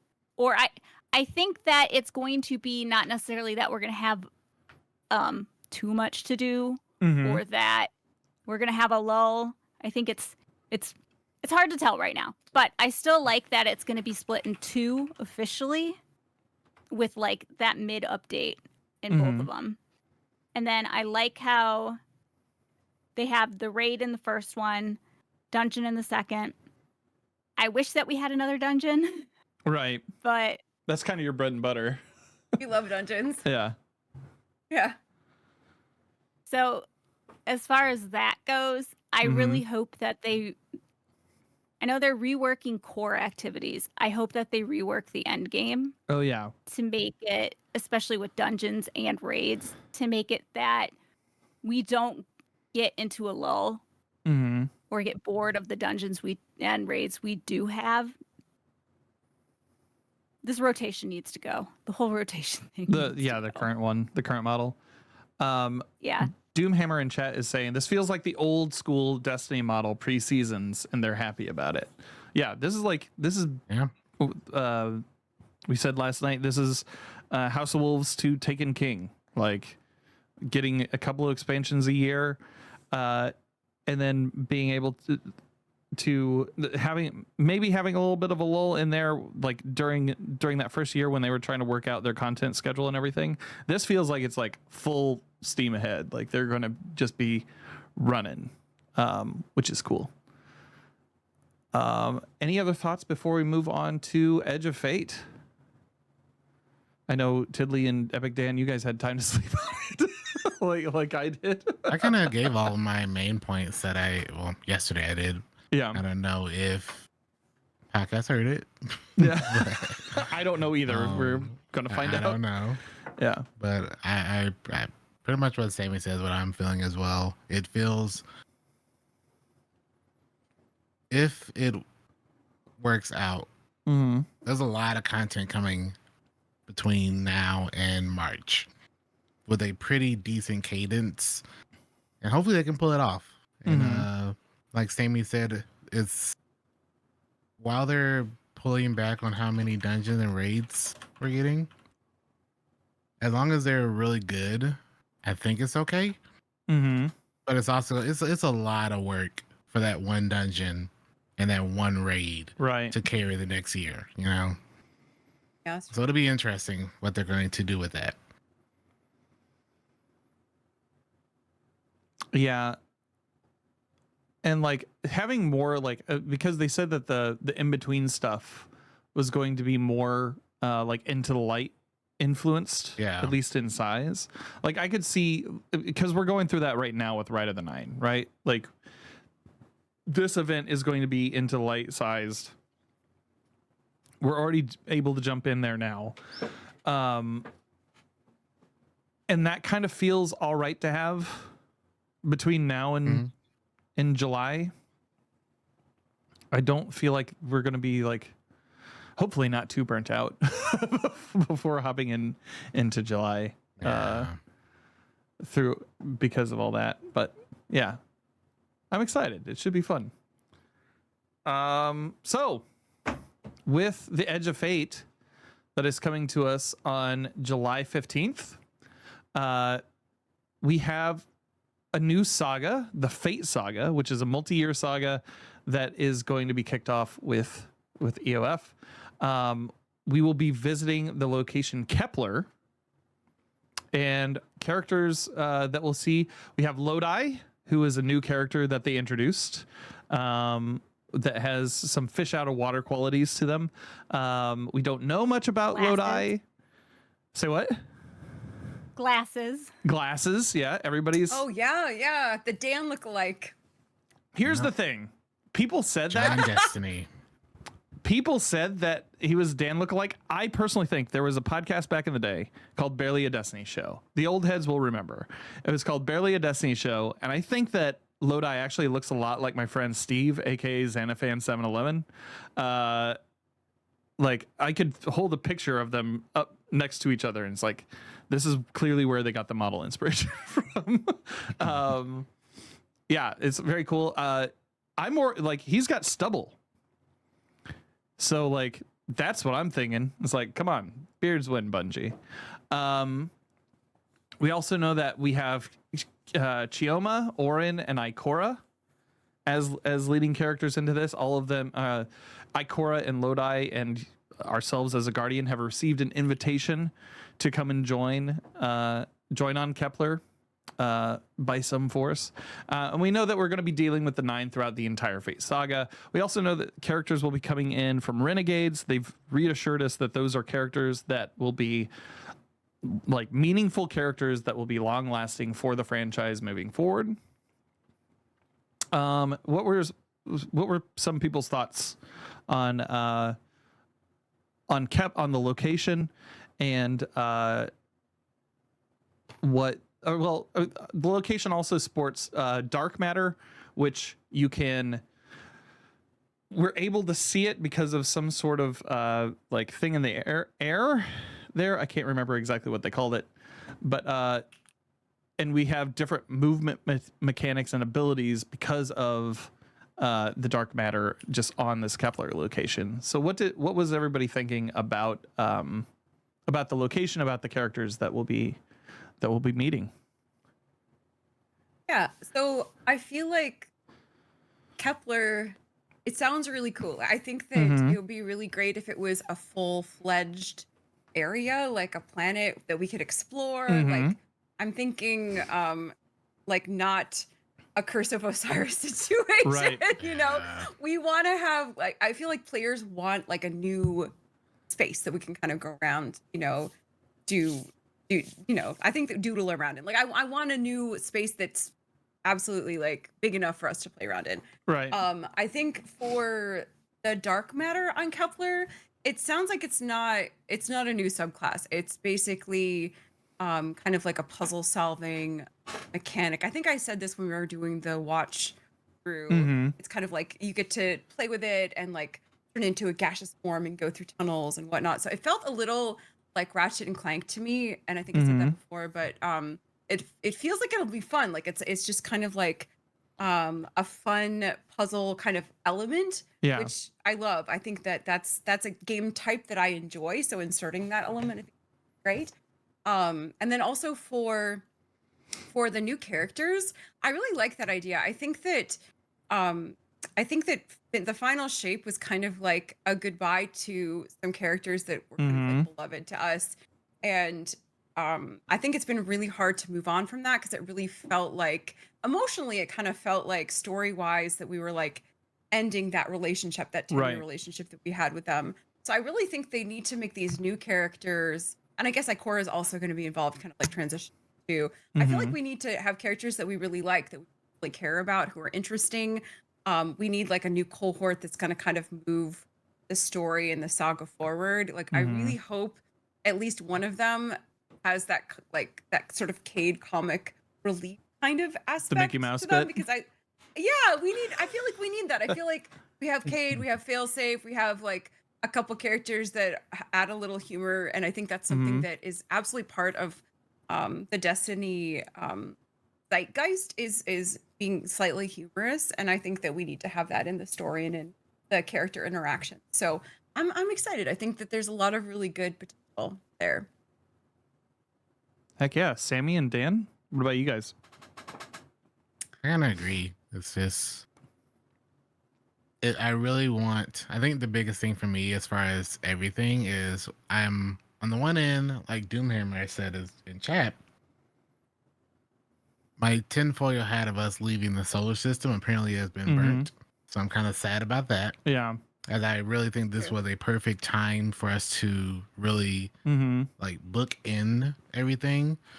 Now, obviously, there's probably a way we still leave the solar system, and it's obviously just like we're probably just only seeing like the first couple of chapters, maybe. But it makes more sense for this invitation to, at least for me, for the invitation to not come from this solar system. Right. But I don't know. I would rather wait to play the campaign to see. The characters, Tilly pretty much said what I would have said. I really need them to make me care for these new characters. Especially with like Ikora, Cade, I guess technically Crow / Aldrin, and Zaval, you know, all the characters we're used to seeing around. Hopefully they get, I don't want to say get pushed to the side, but if there's ever a time for us to finally have new characters to really latch onto, especially for those of us who have been playing for a very long time, you know, this is a perfect time. So I'm really, really hoping that John Destiny himself with his glasses has some unique things going for him. You know? So I'm right with everything Tilly said on regards to this. Yeah. I hope it's good. The a couple of things that I noted was that they said the Year of Fate's going to be about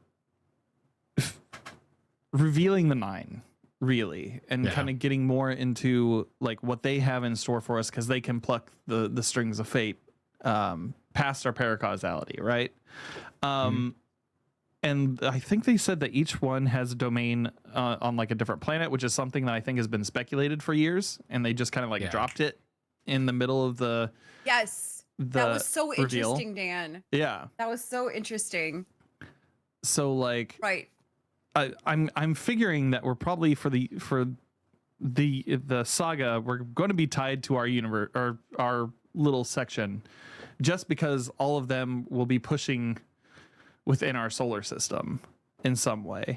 I also saw some random Reddit where like somebody was postulating that they're going to be based on enneagrams, because I think that there's 9 enneagram types.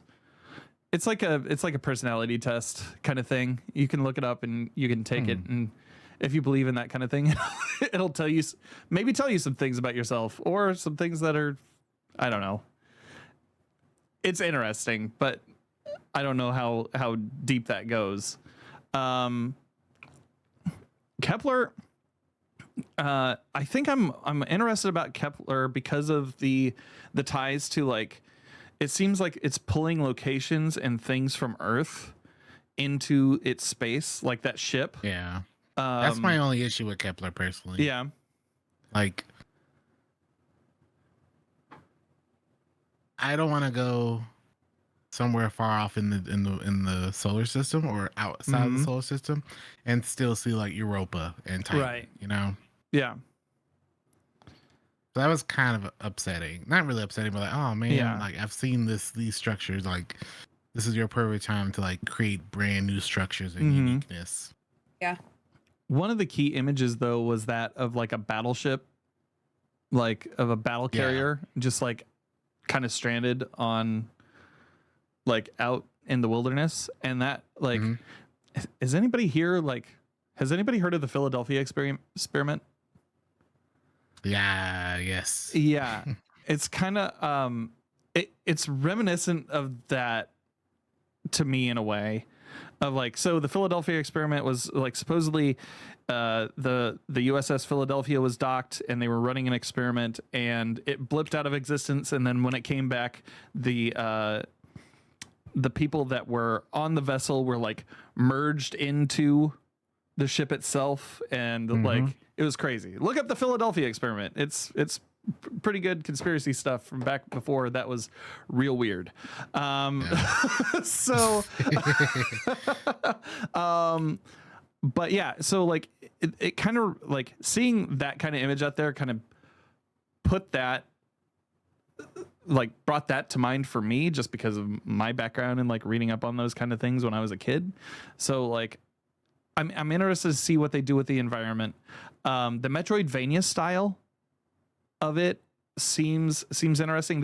They kept mentioning world tiers, which I'm not entirely sure they mean the same way as like for difficulty necessarily. It feels I like don't know what else they could have meant though by that terminology.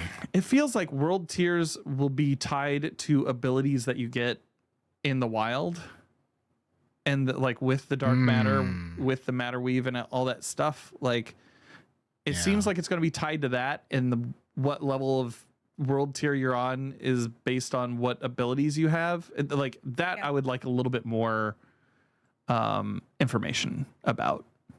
Which tier lets me turn into a Sonic ball? Right? Yeah. I'll just be on that tier. The Arc Samus. Yeah.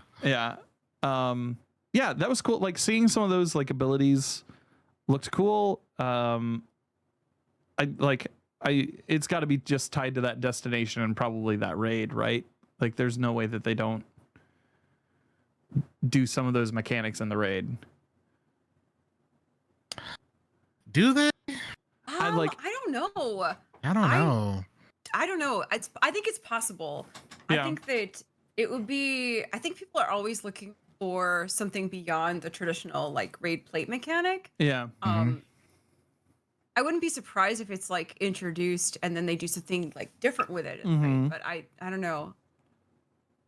It's possible. It's possible. They're like, here's this new thing. Yeah. Play with it in the raid. I felt that way about every subclass since Stasis. That's fair. As far as like, oh, this new whatever subclass Yeah. is going to have some uniqueness. It will in the campaign, and thinking, okay, this is going to be unique and going to be needed to like have. We have to know about how to use it, Right. Because Yeah. Array's going to use it, and every time, not a Just thing. wrong. Just wrong. Now I would love for them to change their mind and have a Right. have a whole encounter where we're all You're all just little Sonic balls. just Sonic balls. Yeah. That would just be crazy. Oh my god, marbles That on would stream. be so That'd funny. be Yeah. Just for one encounter. Just make it the Oh. opening. Yeah. Oh, that would be cool. That would be neat. just out of nowhere. And be like, well, then you have the one team who chose not to like really master it. And having to do it for the first, yeah, you're a marble. Yeah. Yeah, dude. Marbles on stream. That would be You fantastic. didn't practice your marble skills? Mm-mm. You're screwed. Bro, do you even man. roll? Come on, man. No, we don't practice. We just roll with it. What are you talking about? But yeah, so a look at some of the new abilities. We have the Matter Spark, which is dark matter with arc abilities. We have Relocator Cannon, which is dark matter and void. And then we have Matter Morph, which is dark matter and strand. And I believe that they showed dark matter and strand, like just moving some things in the space so that you could cross bridges and stuff. Matter Spark, of course, is the Sonic Ball. Sure. Relocator Cannon, I can't remember exactly what that was. But yeah, so like that all seems interesting. Another thing that I want to touch on is that in this past week's TWID, they said that let me see if I can pull that up. Somebody asked about the voiceover for Edge of Fate.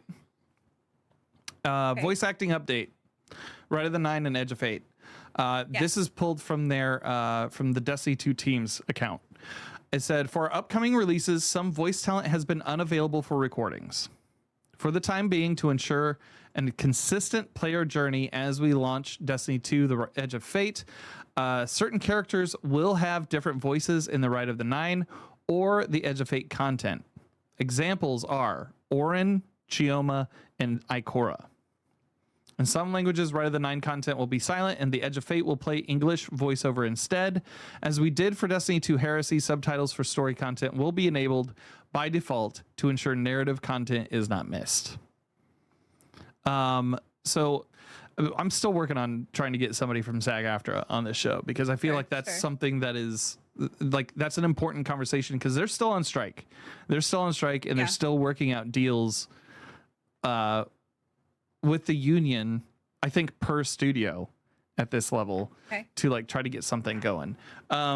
It's interesting, the use, like the phrase, some voice talent has been unavailable for recordings, like whether that's due to conflicts with their schedule or whether that's because of the SAG-AFTRA strike. Doesn't seem to be mentioned, but it does seem like they'll have voices at least for the content. How does this make you guys feel? I mean, Ikora is like Ikora. Like, I feel like that's a big hole. I definitely will miss that actress. Mm-hmm. I mean, I know they've replaced the voice actress before. There's been a couple actresses that have played her, but you know, that's tough. Yeah. So, I almost wish. Yeah, go ahead. Oh, go ahead. I don't like that they had silent voices. Right. Or silent dialogue. I don't like it. I understand it for this season. Mm-hmm. However, I almost feel like with Ikora, I would almost prefer not to have a voice. Have her, yeah. My only thinking on that is that, like, because it's a major release, a major DLC release, they're like, we gotta have something here. Like they had to have had some feedback from Heresy that was like, I personally did not follow it as closely as I would other things, because I don't know how to read personally. But they probably sacrificed Heresy for it if you really think about it. Probably, yeah. But like that's just tough, especially when you're trying to tell like a coherent story over time. Like It is tough. yeah. I mean, I respect that they're not trying to like replace out people or Mhm. like, you know, do crap with AI or whatever. Like, Right. I think this is Yeah. they're doing the ethical thing, and I respect them studio for it. So Yeah. if we have to kind of, muddle through a little bit, it's okay. Right. It's okay. It'll be all right. It'll be And all right. like I said, it's Yeah. unsure if that was like due to the SAG after strikes or because of just unavailability. Like, actors are busy. they have True. careers, and like I'm sure if they That's had how it like happened with Cave. Yeah. They couldn't keep Nathan Fillion, so they had to replace Yeah. him. right, Yeah, I they, mean, they couldn't keep Peter Dinklage. I'm You know what I assuming mean? it's got to be the strike because I feel like they would replace out otherwise because they've Yeah. done it before, like Dan was saying. Mhm. Yeah, So I think there's a specific reason why they're not. yeah. Yeah. So I don't know. That was just an interesting little wrinkle that I saw that I was like, okay, this that's important. Moving on, we can talk about the core gameplay.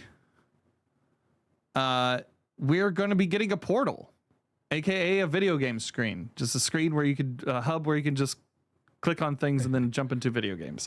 The portal will have solo ops, which is 1 player. You will have fire team ops and pinnacle ops, both of those 3 players, and then you'll have crucible ops, where you can advance the entire power climb in PvP if you so wish to. Activities will have challenge customization. Raids will not initially show up there on the portal, but the dungeon will, is what I understood. How do we They're feel saying about this? all the current dungeons will be added instantly? I think it's just the one that is like current will be on current would be on the portal. Thundered still at that point. Probably. Yeah. Because Okay. we don't get another one until Renegades. Yeah. I really want to see what portal like. I've read all about Portal. Mm-hmm. I have absorbed that information in my brain. Yeah. I understand the words they've said regarding why they've done Portal, but I'm like still needing to see how it's going to operate in the game itself to really have an opinion. I'm like, okay, this seems interesting. I get solo ops. I understand that part. Cool. Solo players just want to do Vanguard strikes by themselves. Outside of that, I'm like, okay, let me just wait and see. Right. Yeah, so I was talking to my husband about it, and his big concern was that it might be as a UI too busy for people. And that in trying to please all players, all types of players, they're pleasing no players by making this change. I'm tend to be more of an optimist than he is, so I kind of see it as a positive sign that Bungie is trying to accommodate all different levels of players, or all different backgrounds of players. There's like casual players, dad gamers, to who pick up the game every single day, and they're like, we want to make it easier for people to come in and say, what do I do? I'm picking up the game, I have a X amount of time, what do I do? Right. So in that sense, I like it because they're kind of trying to parse out the way they're thinking about delivering their game to different types of people who are going to pick it up and play it. So I have to try it out to see what I think. I think generally, personally, I find that the UI, Destiny UI, is a lot. Yeah. I think I'm always like, I was playing heavy metal today, which is amazing, by the way. I really liked it. But I was having a hard time navigating to, I like the new event card, but I had a hard time, like, where is that? And then where do I navigate to go back to this? And then I have to go to this, and this is lighting up, and like, it's just, there's a lot. There's a lot of layers. It's got 8 years worth of UI baggage. It's 8 years of, exactly. It feels almost like, sedimentary deposits of user interface like that, right? It's like, they're like, well, we put this one out in 2015, and then this one came in 2018, and then just kind of left the sediment to like Yeah. layer up. So it's like That's a good way to put it.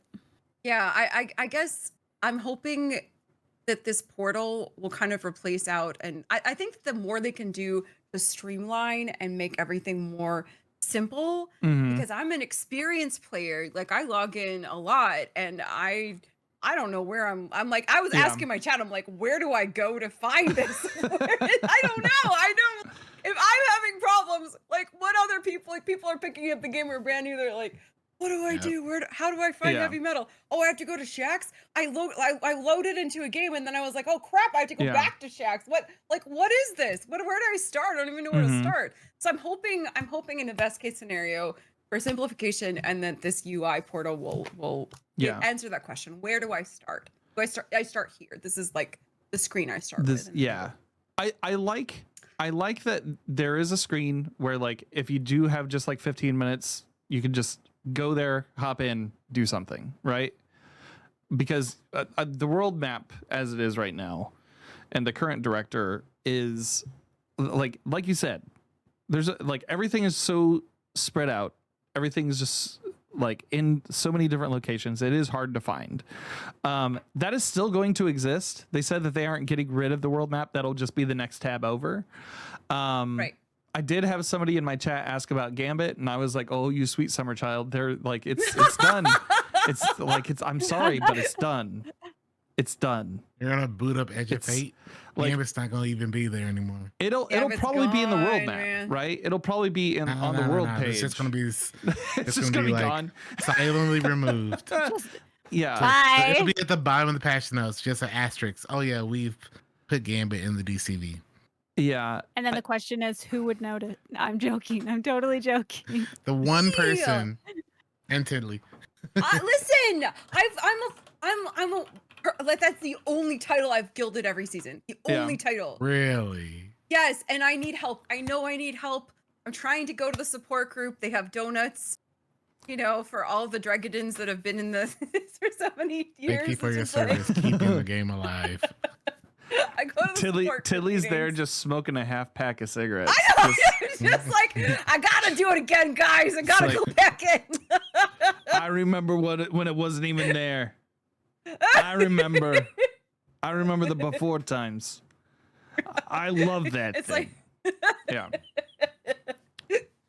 It's like turning into a film noir. Yeah. Who's your sponsor, Tidley? Is it Rev? I don't know. Is it I Rev? need a sponsor. Somebody told me to stop. Bungie's my sponsor because they're taking it out. They're like, you gotta stop, Tiddly. It's still going to be in the game. It's just going to be harder to get to. I Even enjoy harder to get to. Gambit. When I have to play it, I do enjoy it. Yeah. You heard it here, guys. You heard it You here. just have to get me there first. I do like the updates that they made to it. The updates that they made to updates? Well, so they I'll be honest, added. I haven't played it. They did add a few updates with this last pass. Was like they added shriekers in on one level. They updated some of the enemies. Like I do like those changes. I just don't find myself ever gravitating toward it for whatever reason. It is one of those modes which is incredibly fun with a fire team. Yeah. And it's incredibly punishing when it's the end of the season and only the tryhards are in there, and then you just get crapped on. Yeah. Like that, it's not fun, but it's a good idea. It's a good idea. I think Marathon is maybe a better example of a mode that maybe they should focus on that PvPvE instead of Why do you think they're making Marathon? They're like, this is the Gambit that we wanted to have all along. Yeah. Gray Fox in chat says it feels like a party mode. I think now it feels like a party mode. It doesn't. It feels like a party mode. Yeah. Like that's a good shout. If you're rolling with buds, then yeah, it's just like shoot the shit. Yeah. Like we're gonna run into somebody occasionally, but this is gonna be what we're gonna be doing. I'm that person who, when I do play Gambit, I like to play solo because it's very satisfying beating a 4-stack. Glad to know their incom's tilted. That's just how I normally play. Yeah. Dan's like, I like to make them mad. But I just know that he pulls up with a beer and a shotgun. I'm gonna kill everybody. I don't play a lot of trials, but I always get like 1 or 2 people coming into my stream that I beat, and they're like, "GG." They're like, respect. He's the guy waiting outside in the parking lot at your meetings, Tidley. That's Yeah, he's waiting outside Dan in the needs to parking go lot. to a different meeting than me, I think. I don't know what meeting, but I think I don't know another one. That's the same one. Oh, Right. that's amazing. Oh my god. But yeah, so like the I like the idea behind it. I want to see the execution, but like I can see like if you just have 15 minutes to hop in, this would be a great place to go and grab that. Probably the biggest, or what I think is the biggest change for the Destiny as a whole is Armor 3.0. So with Armor 3.0, we're going to be getting set bonuses. We're going to get stat mechanics so that stat blocks can have 1 to 200. Is it 1 to 200 in the stat block? Yeah. And then we're getting gear tiers 1 through 5 with currently if you're doing Rite of the 9 activities, if you're getting adepts from your gold encounters currently in Spire or in one of the other dungeons, your gear tier for that adept is going to be like a 3. So 5 is going to be nuts. At least like Also the stats between 1 and 10, which I don't think a lot of people have talked about, are now going to matter, which is huge. Yeah. So like elaborate on that. What do you mean? So you know how like we'll just use resilience. Resilience 9 and resilience 10. If you have like resilience 91 or 95, it's still counting as if you have resilience 90. Yeah. And the effect doesn't change until 100. Okay. They're finally going to allow those middle blocks to matter. So if you can only get to like say 94, 95, you're going to feel a slight bump from 90. Okay. Because we've always looked at our stats and we'll see like, oh, this is just a wasted 5 points. Right. But I need those 5 points because something's going to get me to 90 or something. Right. You want to have Now even stats. That was always the goal. It's like, I'm going to have triple hundreds. I'm going to have quad hundreds. I'm going to have double hundreds, whatever you're looking for. You're like, want to get clean stats, like 190, 80, 70. No wasted stats. Always don't wasted stats. Yeah. Yeah. Big Daddy O'Bear asks in chat, did they say how they're going to treat existing Armor 3.0? I believe that they're just going to convert it over to that system, over to the system. Converting it over. And Yeah, it's they're be converting like it. base. Yeah. It'll be base versions. Yes. So you're going to need to get new gear. Essentially, is they did say you're gonna want to phase. You're going to want to phase out your current armor really quickly because of 3.0. Yeah. Yeah. We'll see, but And they're going to have those set bonuses. Yeah. And the set bonuses, yeah. That's my one like really exciting hope is that in a lot of games, set bonuses can be broken. But looking in at a lot of Division games 2 as well, Division 1 as well. Shout out to the striker builds. But some games I've played some games where the set bonuses. Actually, Destiny 2, we've already seen set bonuses in D2, but for Gambit. the seasonal armor. Gambit Well, seasonal no, armor. Gambit is the one people think of, but I was talking about the season ones. Like the wearing 4 pieces will give you 20% more currency of this seasonal thing. The ones that no one really cares about. No one cares about those. Because it's all currency that you get if you're grinding anyway. Yeah. Now the other one that people do know about, like Dan said, was the Gambit Prime ones, which those were, depending on your play style, were pretty good. They were good. I'm really hopeful that this one is going to be really good and at least allows for, if a player really wants to be that tank, they can build craft and do the gear set into that. If they want to be a solo player, they can do a build craft build set for that. It could be really good, and I'm really excited. I can't think of a sandbox foundational change like this that I've been excited for in a long time. Just because we don't know what the probabilities and possibilities are.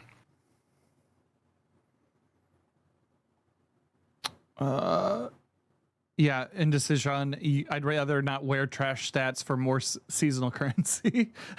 Yeah. In chat, yeah. No, it's They so give you all that true. stuff, and I'm like, I'm never wearing this. I don't care. Never for have, the never stats will. stuff. True. It's just Never not have, enough never of a will. benefit. Yeah, it's not Yep. enough of a benefit. But this is nice. I mean, I feel like if the set bonuses really are a difference maker, then Mhm. it gives you something else to face.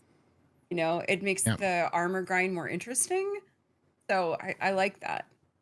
Like that. I'm gonna have a lot of armor to as we Now continue here's on. the question, because at Yeah. least what I've noticed, and I don't think we talked about this yesterday. I think we might have.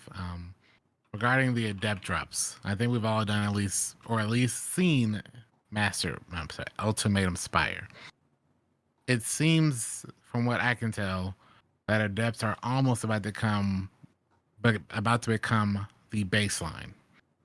Mm. Because if you do aspire, no matter the difficulty, I finally did the lower version yesterday, last night, just to finally experience them, and I was like, okay, this is a huge step down from Ultimatum.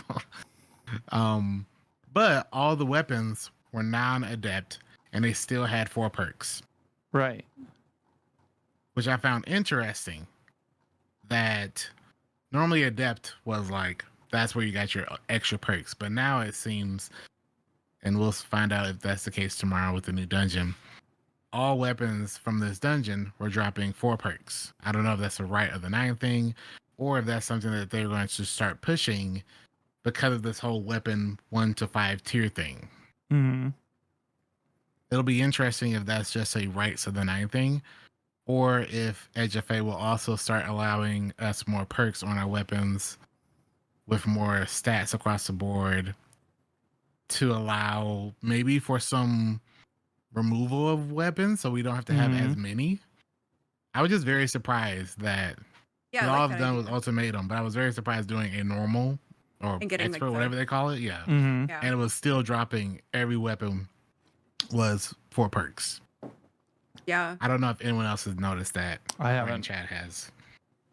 I have. I mean, that would maybe I that's just actually a deleted good them right away. that's a good thought on, like, basically having additional perk availability, like replacing out, you know, the need to have multiple weapons, Mm. right? Yeah. Unless So- they add that to the not swap. They're Yeah. just like, if you swap the gun perks, You then we're swap the taking perk and all your everything stuff is from you. gone. Oh no. But yeah. Indecision in chat says they told us weeks ago in a massive blog it's from getting gold. So you get the 4. Is it just go? Okay. Yeah. Okay. They have a breakdown of what each metal level gives. So gold Okay. equals 2 perks each column. Silver equals 2 perks each one column. Oh yeah. That actually makes so much sense. I But thought that it's- was just the ultimatum thing, but I guess if Yeah, the normal one is way easier to get gold. Yeah, okay. Yeah. that makes more sense. But still, even doing it in the easy mode and getting like Still, damn though. perks, you don't have to get like a P roll or even like No. a double PvE roll for like different circumstances, like solo versus team, whatever you're trying to do. Like, I think having like all the perk options is really, really nice. How many perks are too many on a weapon? Because in Vault of Man. Glass now we can get 6. That's a lot, but I mean, give. We're gonna just go to Right? I we're don't gonna know. have 12 perks on one weapon sooner or later. Just gonna be like, put all of them, and then you Just all just pick. colors.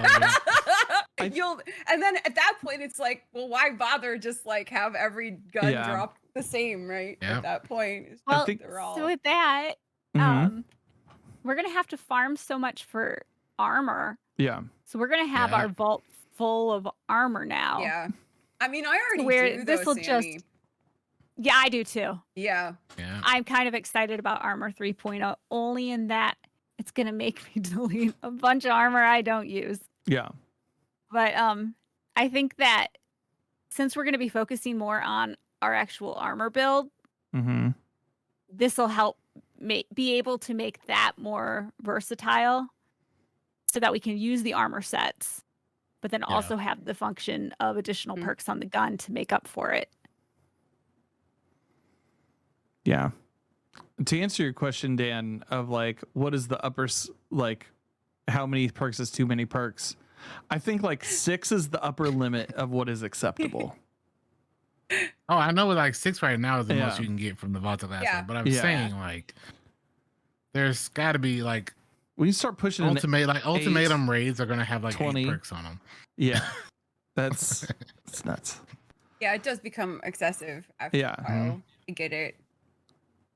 But You guys yeah, the actually armor stuff switched is- your perks. Sorry. I don't know if Switching I perks? switched them. Like, I generally so don't. I have. Oh yeah, yeah. I don't. The only time I do is on shoot to loot weapons. Like I have a couple that has like a either reload or like Lotus Eater is what I use a Mhm. lot, and I have reconstruction, and then sometimes I'll swap off of it just for shoot to loot in certain Gotcha. activities. That's Gotcha. kind of the one instance that I know that I swap. See, here I am a Not dunce, many. and I'm still using a Vulpecula, like a common pleb. That the explosive Hey. payload shoot to loot one. That one's That that thing they is, sold. is spicy. It's very Still love good. it. It's very fun. Yeah. It's good. I do love my Lotus Eater though. So Yeah. good for God. Uh, Cool. So we have no vault space increase is planned for Edge of Fate. However, Yeah, speaking of armor. they did say that they were planning on that for Renegades. They didn't say how much, but that is something that they have addressed. I believe that was a tweet from the Bungie team, from Destiny 2 team. We're getting reworked reward 1,000. pools. We're getting a shooting range in That Destiny is 2. Real one. such a nice quality of life. Real one. improvement. Yes. Oh my goodness. Huge. Huge. Yeah. Agreed. Yeah, Huge. that's going to be super cool. I don't know if I'll ever use it. You'll use it. You Even think I if will? you don't use it, Yeah. you'll appreciate when the YouTubers use it and Oh, yeah. show you what Yeah. the meta is. Yeah. So I that's gave what the it's there for. example is like it's really nice for players that are not comfortable with certain weapons. Yeah. Yeah.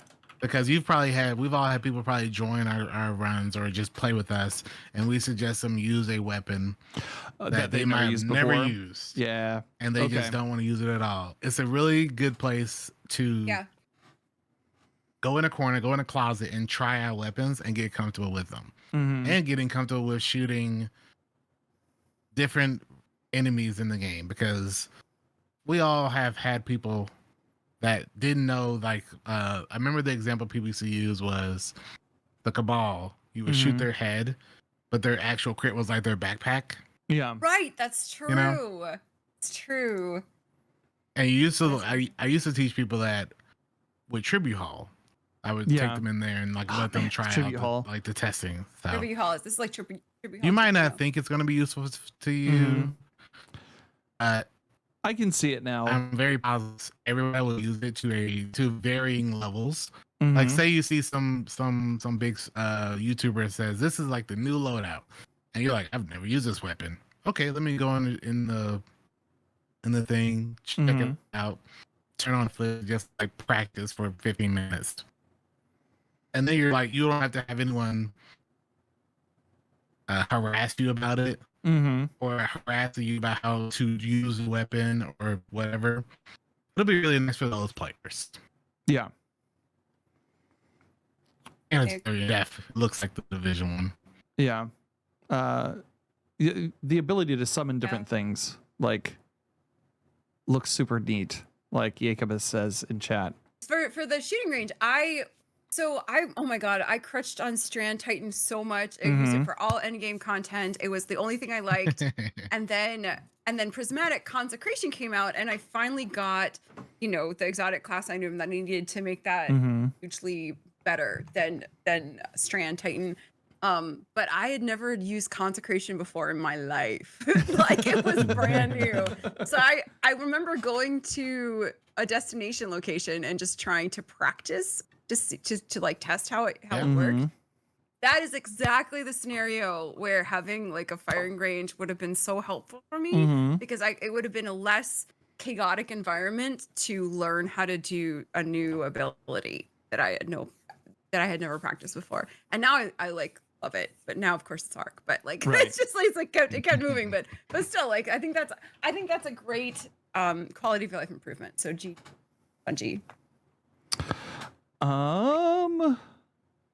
With that, I think we have. Oh yeah, the other thing, like outside of the shooting range, before we get into community questions, which if you have any questions right now, go ahead and start asking them in chat, and we'll add them to our list. We're getting Arms Week back. Arms Week is coming back as an event. It's going to be a week after the Edge of Fate. We're also going to see hollow foil weapons dropping from our various events that we'll be taking part in. I think the first time they said that holofoil weapons will be available would be from Solstice this year. Cool. Was that correct? It was the one that had the beach, and it had like an ocean lapping up on the beach on the weapon. And I was like, that was so cool. That does look cool. It looks like the bottle. It looks like a bottle of suntan lotion a little bit, though. Like, if I'm being honest. Suntan lotion.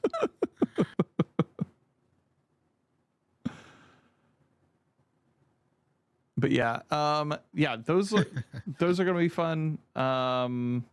Like fun variants to chase. Like that, I know that's something that they've been like improving on over the past couple of years, and that's gonna be huge for the game. But yeah, that is our coverage for the Year of Fate and the Edge of Fate reveal. Let's get into some audience questions, shall we? This one is from night one of the community of episode 100. Jacobus asks, Night one. Night one. what's the weapon? What's the weapon from the Rite of the Nine that any or all of you want the most? Sammy, let's start with you. I don't have one. There's no bow. I You're could like, kill. I'm exclusively dedicated to my bows. Fair enough. Epic Dan, what about you? A sudden death. The new prophecy shotgun. Mm-hmm. Just to try out the trench barrel 1-2 punch on one weapon thing. Something unique. Tiddly? So I actually already got a really sick Boulder Flight to drop with quad perks, and I like every single one of them. Do you want me to tell you what it is?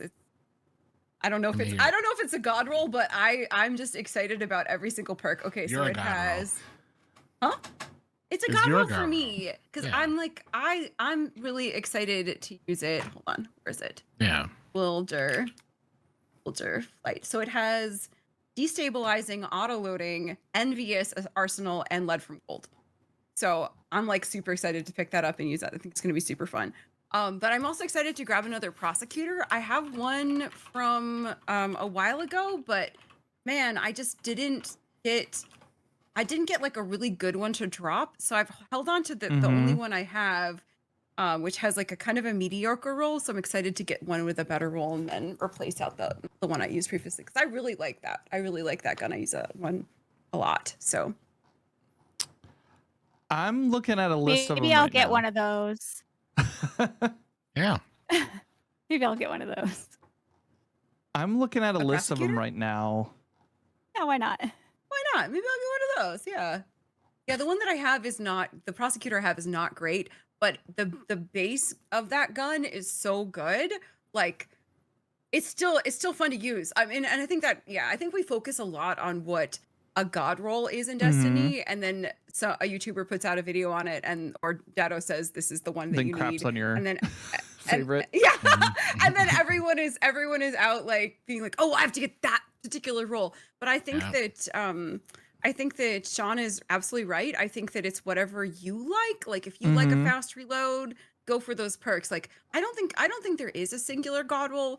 It's basically situational, and it also reflects your gameplay too. Like for instance, Pugilist, like it's supposed to be really excellent, but I don't have that play style, so I'm gonna be deleting anything that I get that has that perk. Like I tend to delete perks on guns that require a lot of effort. Like, oh, you do additional damage when you heal your allies like 15 times. I'm like, I don't want to do that crap. Just make it, just generally give me rampage, like give me something simple, So like, even if somebody tells you that's the god roll, like if you're not going to go through the steps to make it work for you, then like, heck it, like delete it, right? Yeah. So sorry for my god roll rant. No, you're good. I agree. I think the one that I'm looking at a list of these weapons here in front of me, and I'll tell you this: I've never used any of them particularly for anything in Destiny, outside of maybe. I haven't even used Terminus Horizon at all. I'd say the only weapon on this list that I've used in the past is Relentless, like consistently for. Like as a weapon, and that's only because it was like I forgot from about Prophecy. Yeah, I Prophecy's love coming. Relentless. Yeah, Relentless was good. I liked Darkest Before better, and I kind of wish that was on this list. Yeah. Because Darkest Before used to be my PvP go-to. Like Gotcha. that was in early Destiny. It was so good. I'm looking at the list though, and like the only one that's spiking any interest for me is Greasy Luck, the glaive. Just because I'm seeing. No, of course it's a glaive, Dan. Well, but here's my reasoning behind it, right? Okay. Is that it has heal clip and incandescent on it. Like you can get those to roll together on a glaive. That's stupid. That's why stupid. do you need heal clip on a glaive? It already blocks 99% Here's of the things the that are coming in thing, anyway, Tidley. Dan. I need it for that extra 1%. Oh my god, that is just greedy. Fair. That's need it. like, come on. I need it for that extra 1% that Bernie Sanders is always talking about. So I can just go in there and just So we're start supposed stabbing. to eat the glaives now. I Yep. see. Yeah. Okay. Eat the Gotcha. glaives. I think Eat the glaives. eat the 1%. Chat. I think we're misinterpreting. I don't know.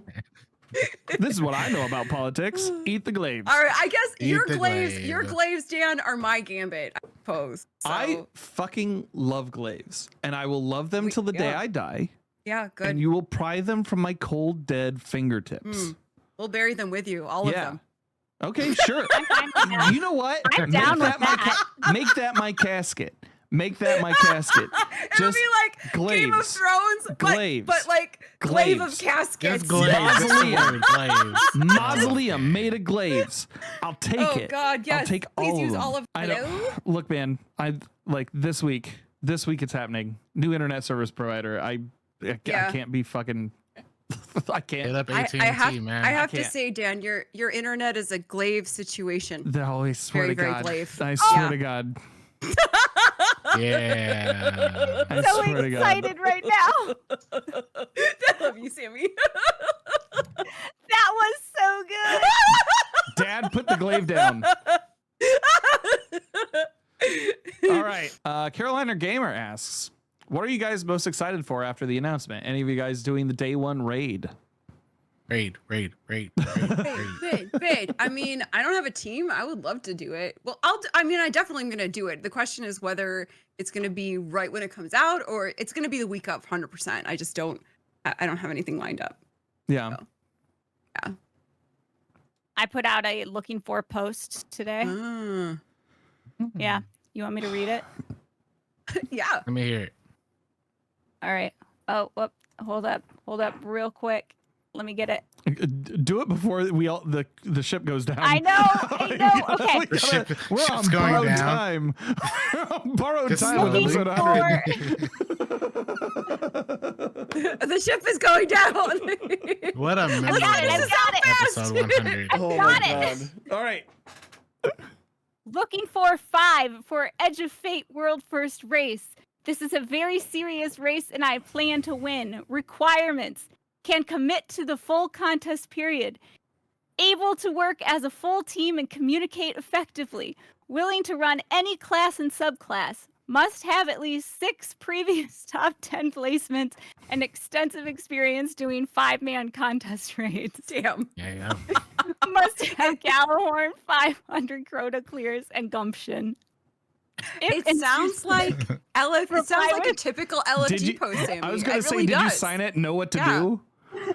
Yeah, must be able to carry and know what to do. Yeah. I love And then I it. said, if interested, reply with raid report and placements. And I won't get back to you because LOLOL, JK, JK. You thought I was serious. I don't even have a contest clear. Sean in chat, the beginning reads like Sammy's been kidnapped and is trying to let us know via secret code. Oh yeah, they're like, well, if you've been kidnapped, what would you post? It's written in magazine letters. Oh my god, that's hilarious. I think the one where they should have really caught on if they didn't is an extensive experience doing 5-man contest raids. Yeah. Oh my god. Because that's that good. means that I don't have to do anything. Yeah. You can talk to chat. You can hang out. We got 2 more questions. Gray Fox, maybe I missed it during the various folks and blogs as well as content creators. Have they stated if they are fixing or improving the new light experience? Removing paywalls is awesome. Making it easier to shoot aliens with friends, great with a portal. If I recommend a new person a D2, are they going to get thrown into first mission of Final Shape, or tossed into a cutscene with space names? And who is it? And who is that tossed around? I don't think that they've addressed. Yeah, I think that the UI portal is the only thing addition that they've Mhm. specifically addressed in terms of onboarding new lights. But to me, that indicates they're at least giving it consideration on how Mhm. they want to, kind of get new people onboarded. I will continue to say that I think they should do some kind of like catch up, like cutscene, like where they basically do. I mean, even do it with like, how they did do the drawn graphics. Yeah. I love those. They're so good. Just do even like a 15-minute. I mean, I'm like, what a production, right? But like do some kind of like catch up, drawn story. Doesn't even have to be like crazy animated. And then just have something that people can watch that's like an explanation of what's happened so far, and then lead that into like the first mission, right? So like every time you have a brand new person coming into the game, they're like, I can watch this. I know what the story is, because I feel like that's where a lot of people who come into the game feel lost, is they know there's characters, they know things are happening, but they're like, why does any of this matter? Why do I have to watch a 7-hour Bife video on? Well, that's the thing. the I don't story even of think it would Destiny, need to be right? 7 hours, but Yeah. also maybe this this new content, this is kind of like an inflection point Mhm. for the Destiny universe. Like maybe with the new characters, maybe knowing all of the lore and all of the history that's happened in the past isn't going to be as important for the onboarding. But I think that there's certain basic things that would be nice for people to know, like, why are some things taken, and like, what does that mean? Like, if you don't know about the Taken King, you're just like, they're just weird looking enemy types. Yeah. It's just like there's some stuff that I think will be valuable to know, but I don't know. Yeah. Yeah. The well, I mean, Asefa talked about it a little bit last night with the with Explorer, like how it tells you to do things, how it instructs you to exist in that world and to interact with it without it being cumbersome as it has been in the past, at least for those activities. I would guess that would be like one way for them to test a new way of telling Guardians how to go from A to B. Like Dan, you said you played the Explorer mode, right? How did you feel like the onboarding was for that? Oh, that was decent. Yeah. It does a fairly decent job telling you what to do in that dungeon, but it doesn't handhold you to the point that like you don't have some agency in doing the dungeon. I think it's pretty decent. Yeah. I think there's different like aspects in which they can hold your hand, and they do hold your hand. Like Mhm. remember earlier I was complaining about heavy metal and the UI. They actually do have like the blinking selectables in the UI that walk you through how it works. Mhm. So I just didn't know where to start there. Like, but there is some hand holding in the UI. It's good.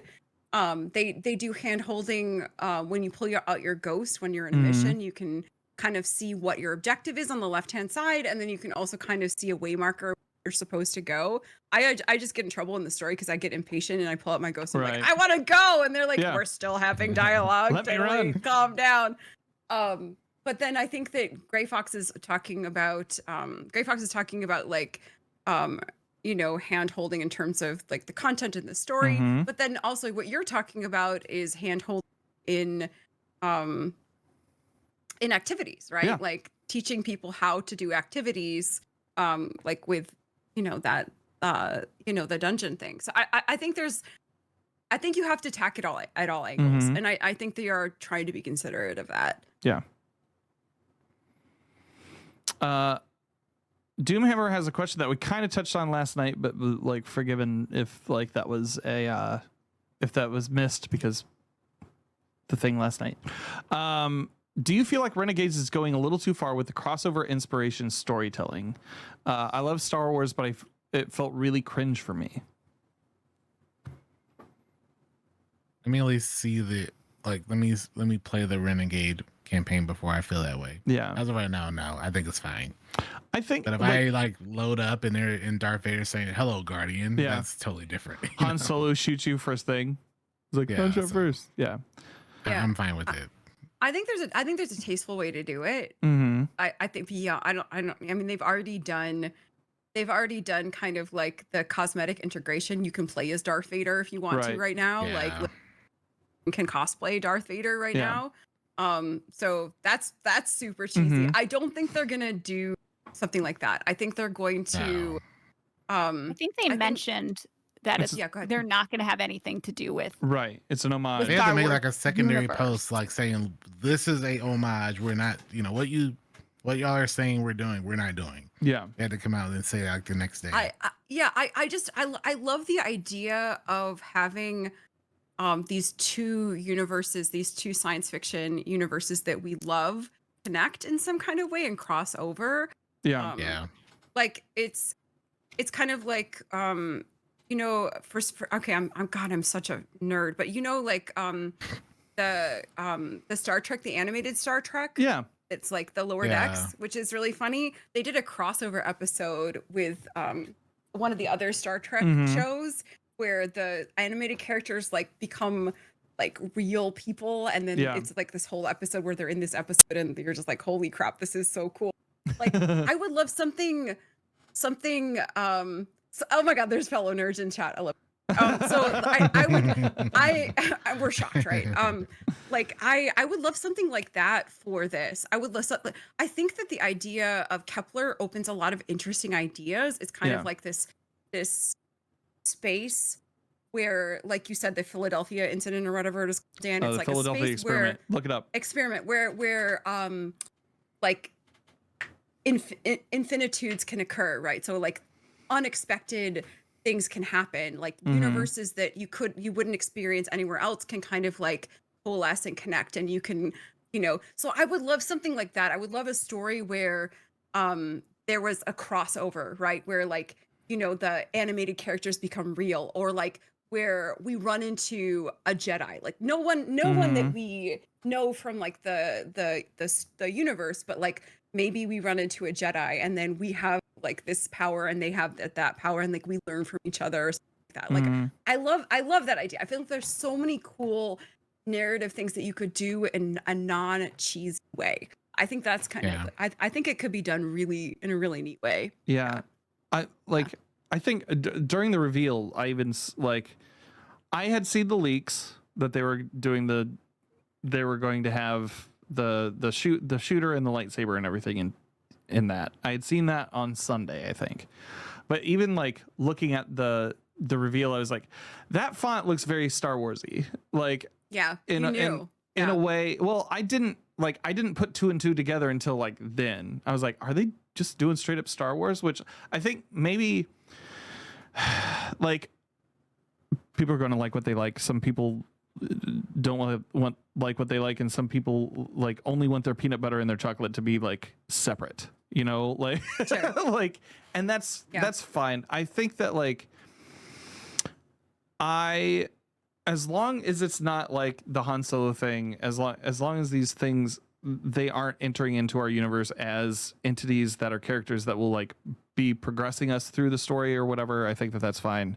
I think that like as long as it's an homage in that like we talk about, I think Andor is probably, I haven't seen an episode of Andor, but it seems like Andor is doing like what Rebellion is correctly.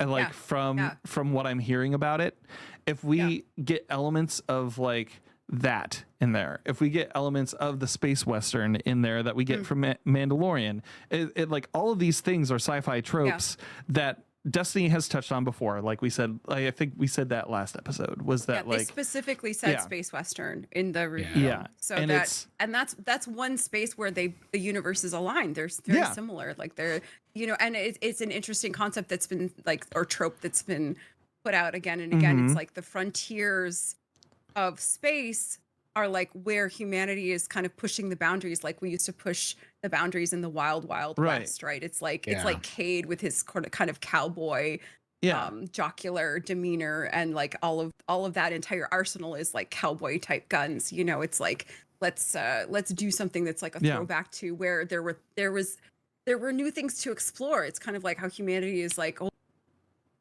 here, what else, right? It's that constant human question. So I think, I agree with you. I think that that's a great space to kind of connect those two disparate stories. If there's something that's also a little telling about this too, and that maybe this is like something that like is wishful thinking or whatever. So March 3rd, we get the second major update name, which is Shadow and Order, right? Now we've dealt with shadows before in Destiny 2. Maybe we're rounding up a posse.